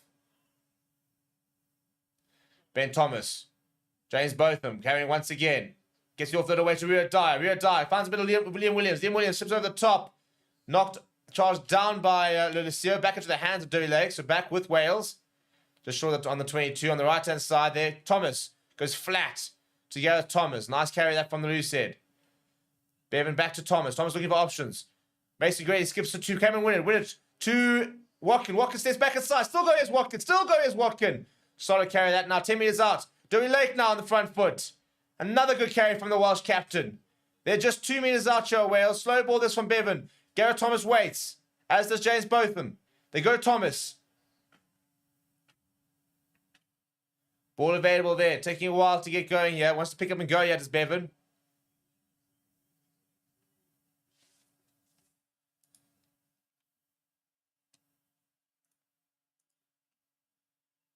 Lake has another go. Ball available. Pick up and go. This time it's going to be on Archie Griffin from the looks of it. He's fallen badly as Archie Griffin. Yeah, that's inexperience. That's what that is. That is complete inexperience from Archie Griffin. Picked up and went like this and then rotated like that, which just presented the ball like a Christmas present to Rob Valentini, and penalty for Australia.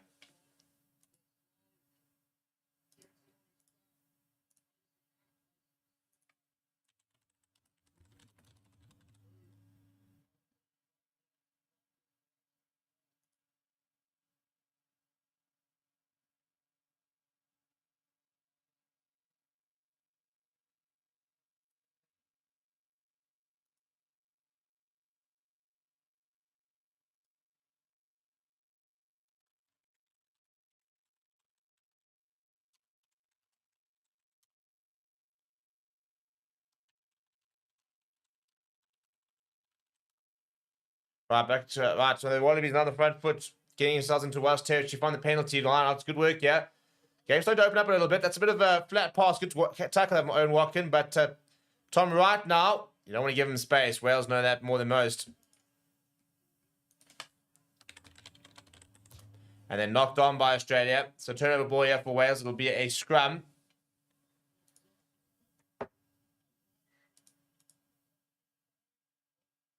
And there's going to be some subs here. Right, well, they're going to turn to the bench here. 20 minutes left on the clock here. Or 21 if you're going to be precise. And Charlie Collier will come off. So I imagine that means Langy Gleeson's coming onto the park if it isn't going off.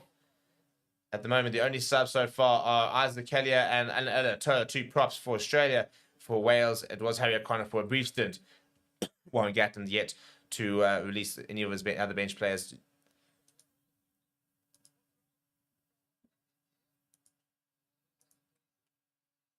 Yeah, and Blythe and Gleeson is on, as mentioned.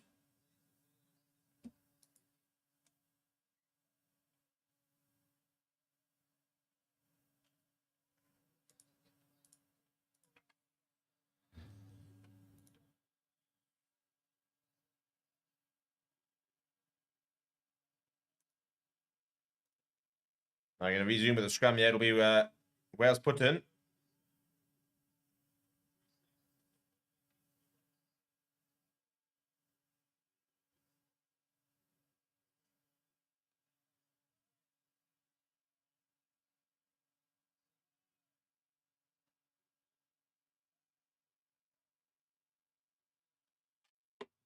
Right, feeds Ellis Bevan. Very good scrum. Massive scrum, this from Wales. And they've got the penalty advantage. Huge scrum. That's a big confidence booster. I said I rate this pack. I really do rate this pack. I think this Welsh pack, and they're only going to get better. There are a couple of players who are going to add to the mix. But I think that this pack's good. I think Archie Griffin's been a nice addition. Yeah, he's a good scrummager. Carried well nicely today. But that's Gareth Thomas doing a job and a toe.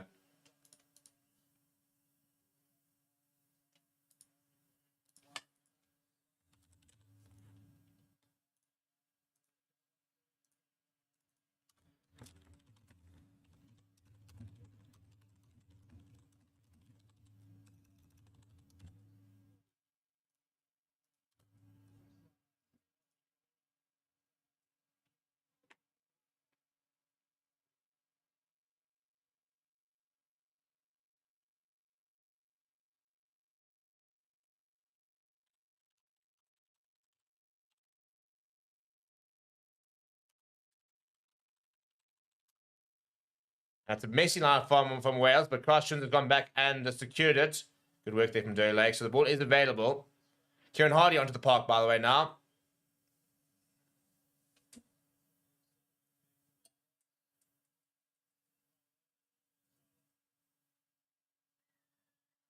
And a penalty for rolling on the ground goes against Wales. So for Australia, very, very frustrating that.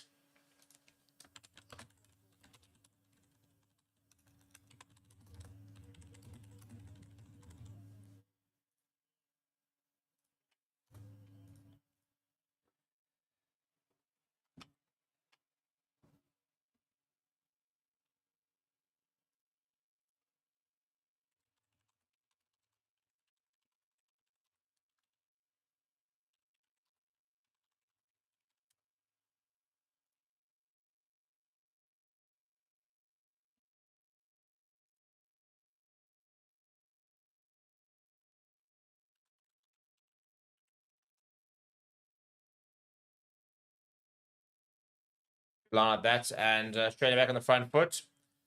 Nice big carry. That's what we want to see Hunter Basami. We haven't seen that from Hunter Basami yet. That sort of proper carrying there.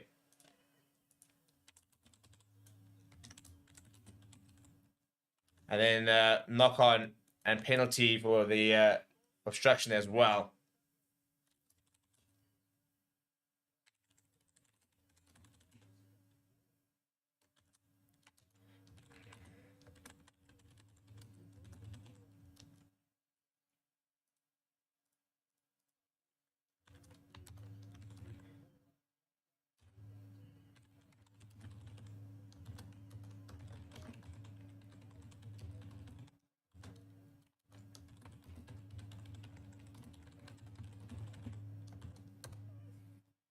A good line, much better line than that from Wales. But a bit messy, but wasn't quite sort of thrown to the ground like the previous one. Kieran Hardy now waits for some options. Goes to Dewey Leighton's captain.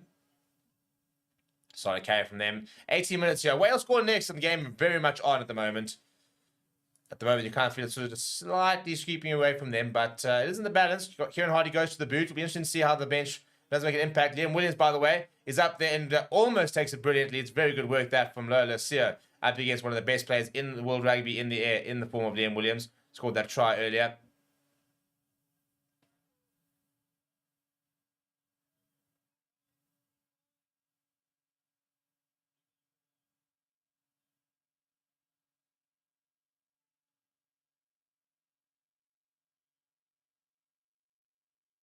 Cameron Willetts very well taken out the air.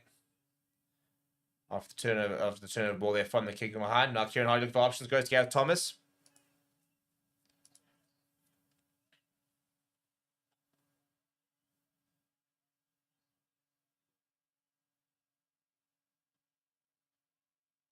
I listed high in the air. Liam Williams will give chase.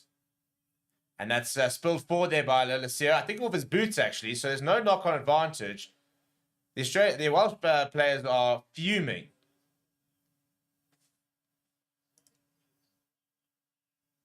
Yeah, eventually they do come back for the knock-on. I thought it was hand-on to boot. So I think it's a fair call. Well, this is the opportunity here for Wales because that scrum has looking very good. Now it's a scrum by the 22.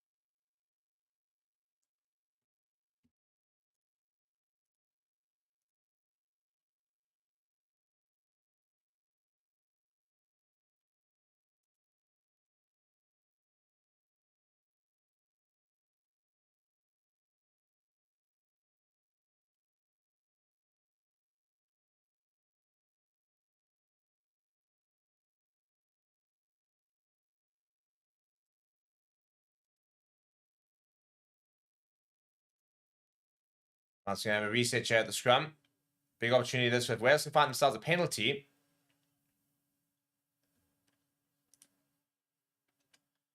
Go to the corner, go back to their rolling more. Tui could actually have it be in for a hat-trick here.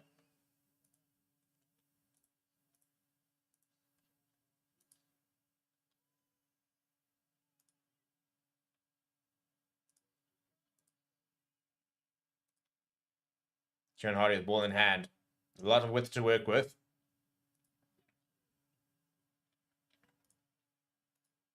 Must be a scrum that from Australia this time.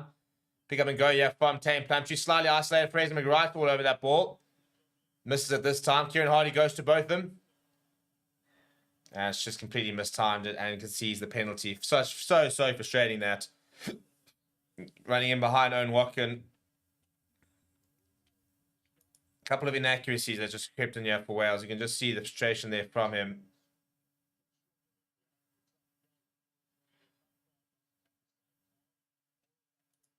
Good pressure that though at scrum time from Australia.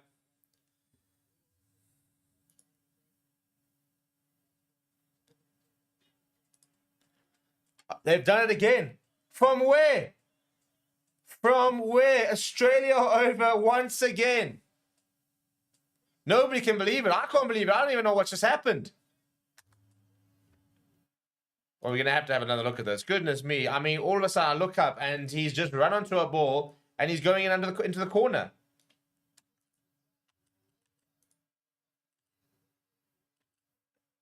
Look at this. Alessio just puts it's a James Lowe once the same thing. Liam Williams goes up, taps it back inside into the hands of Filippo Dagano.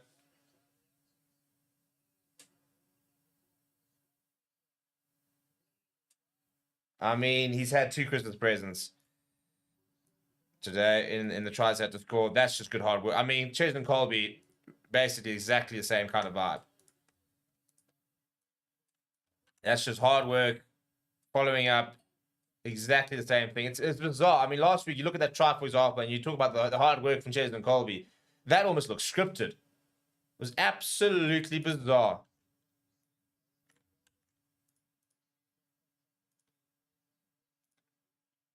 Well, that should probably be the game. Not a great kick that from Alessio. But 12 points in it now with just about 12 minutes remaining.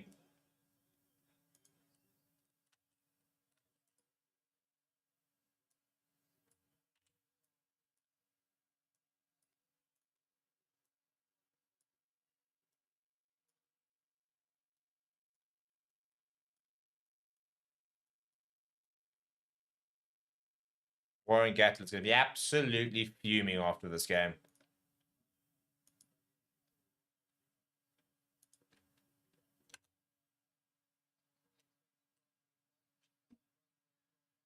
Cameron Winner goes up, takes it well.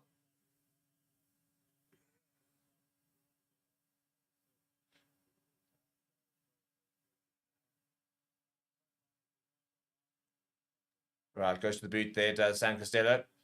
It's allowed to bounce, and Fluke goes up, and Watkin drives him back into his 22.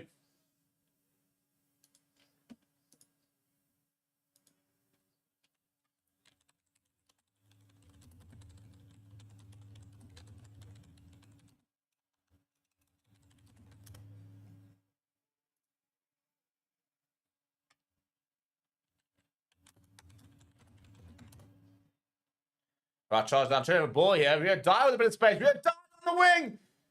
Still going Rio Dyer. What a try that is. Maybe not over just yet. Goodness me. This game is mental. I mean, we haven't had any points this half. Barely, basically. And then all of a sudden, bang, bang. We've had like a 15-minute hiatus of nothing really happening. And then we've gone bang, bang. Jeepers me. Well, I'll tell you what. The twists and tails of this game.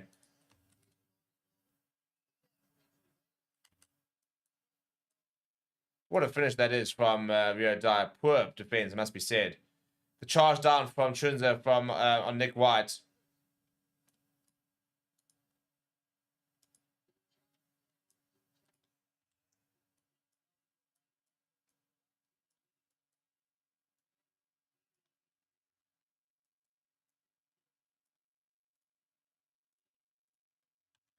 Well, Rio Dyer, take a bow because that was proper. 10 minutes left. Important kick, this. This puts them 5 behind.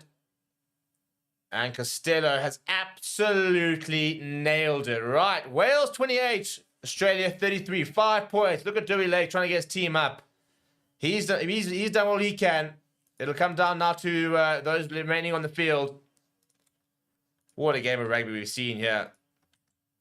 And to think that this game and this morning's game, probably the appetizers ahead of Ireland versus South Africa. Right, and Donaldson does take to the field. Will replace Lalacia, so not a bad game.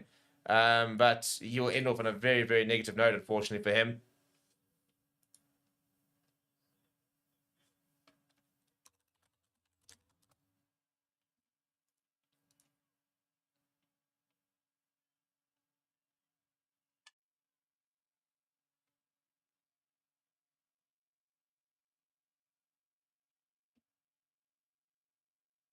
Right, it's a much better kickoff. That's Kieran Hines going to go to the boot. Lifted high in the air, a couple of chases, including with the cross score of Rio Dyer. And falls back to Australia. Or Toa's starting to get there. And I tell you what, that's really good work. That's just work rate from Corey Hill, who's gotten that ball back. Now back to Costello. Sees a bit of space on that right-hand side. Has turned a couple. Filippo Dagano, the two-time try scorer, is going to have to go back and collect. It's gone a little bit too far from Costello, so he'll just take his time and dab this down. Not the worst result there to have a goal line drop up. They'll receive the ball.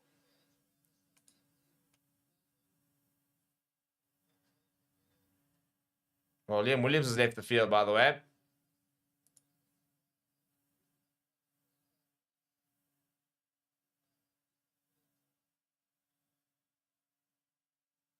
So soon that'll be Nick Tompkins on. I imagine Mason Grady will go to the wing. Nick Tompkins will go into the centres. Anyway, from the restart, James Botham once again, he's carried tirelessly tonight. Really good effort from him. Less than 8 minutes on the clock here. Evan Lloyd. Hardy down the left-hand side. Costello looking for options. Goes short. Nice solo carry that. Kieran Hardy back down the right-hand side. Tommy Reffel. Costello now. Goes to the right-hand side there. Owen Watkin will give chase. It's gone through, I'll tell you what, it's gone through both of them. Williams and Watkin were up. I don't think either of them got a touch, actually, so this should be an Australia line-out, I think.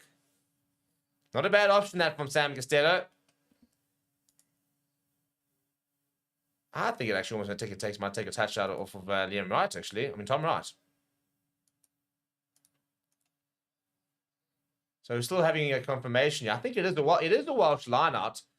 Surely they go to the rolling more after how good it's been.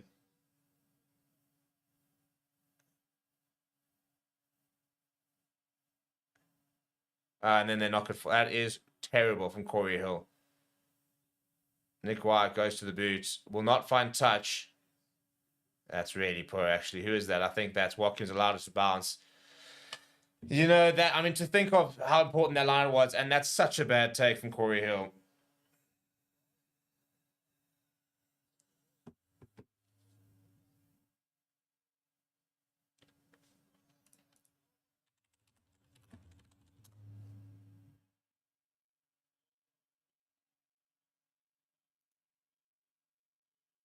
Tangunu now. Wallabies have actually won that line back. So things going from bad to worse here now for Wales, who are really running out of time. He has 6 minutes left on the clock. Wright goes deep. He's turned Costello. No, sorry, it's Winnett, actually. Winnett now. And he finds touch. And Australia is dropped not so quickly. It's a good kick that from Winnett, though. Finds touch inside of the Australian half.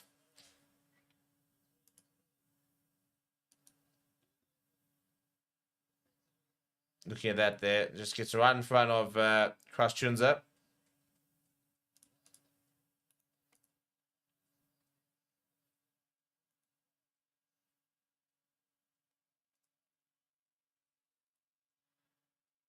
Line that from Australia. Nick White goes short to Rob Valentini. Quick ball now. Josh Fluke. Back on the right side. Good tackle there from Tony Fell. Getting nice and low. Now Nick White seeing a bit of space on the left-hand side. Well read, though. And Winnett will return the favour into the centre of the park. Going back there is right. But a penalty for offside and not retreating. And up quickly. He will take it quickly, actually, all right. I should have probably just taken the 3, to be perfectly honest. Not sure that's the best decision for him. It was right in front of the post. Could have wrapped the game up. It's 5 point. We're taking an 8-point lead. Now ball over the top to Josh Fluke. This could yet pay up, though. They've got the numbers. Is he in for a hat-trick? No, he's not. Good tackle that from Evan Lloyd.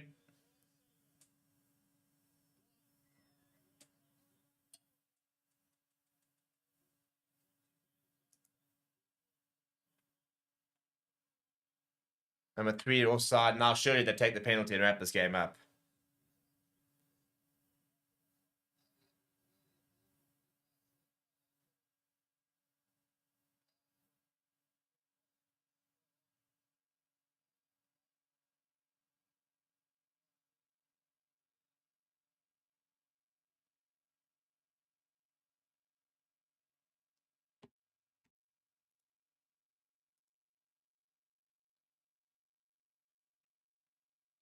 Right, so this will probably surely be the game wrapped up here.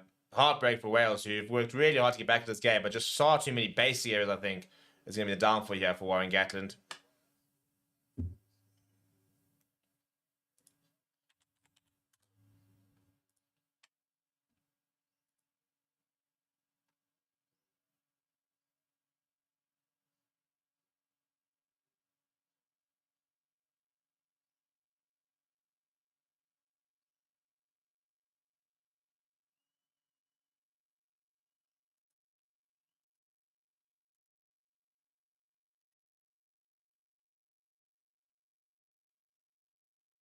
Right, that should be it.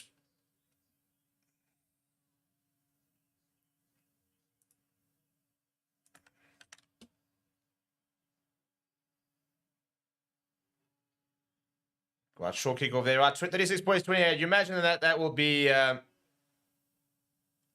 that'll be that.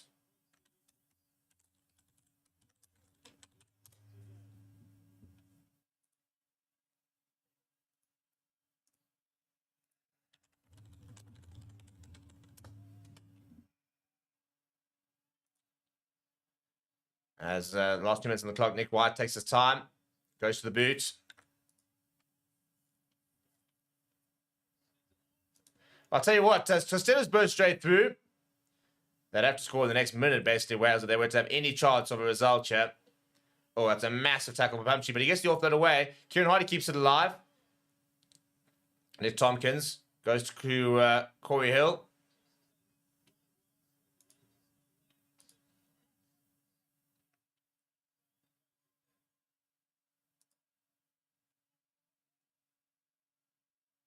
Now it's Warren Watkin. That's not a great pass, and Costello knocks it on. That's really poor from Kieran Hardy. Really, really bad pass. I mean, you cannot afford to make those kind of mistakes in this kind of in these kind of times. That's very, very frustrating. And this is the thing. I think Wales will look at this game and think it was winnable. You know, take away some really poor mistakes. You know, the game was there for them. But there's far too many soft moments. I think Warren Gatland will be very upfront about that. You know, in terms of if you want to win games, you've got to be better in those kind of moments.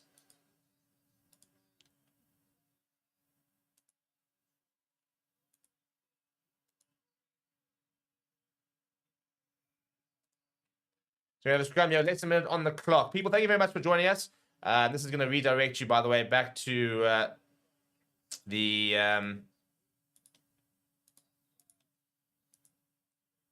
to our build-up currently happening for the Ireland versus Springbok games. So you can go and enjoy that. And we'll be live on our SA versus Ireland stream at about 4 o'clock. There'll be a bit of build-up before then. I'll be live at 4 o'clock. So we'll see you guys then. Massive scrum that for Australia. They get the penalty at the end there. And yeah, all things just starting to fall apart a little bit, Jeff, for Wales.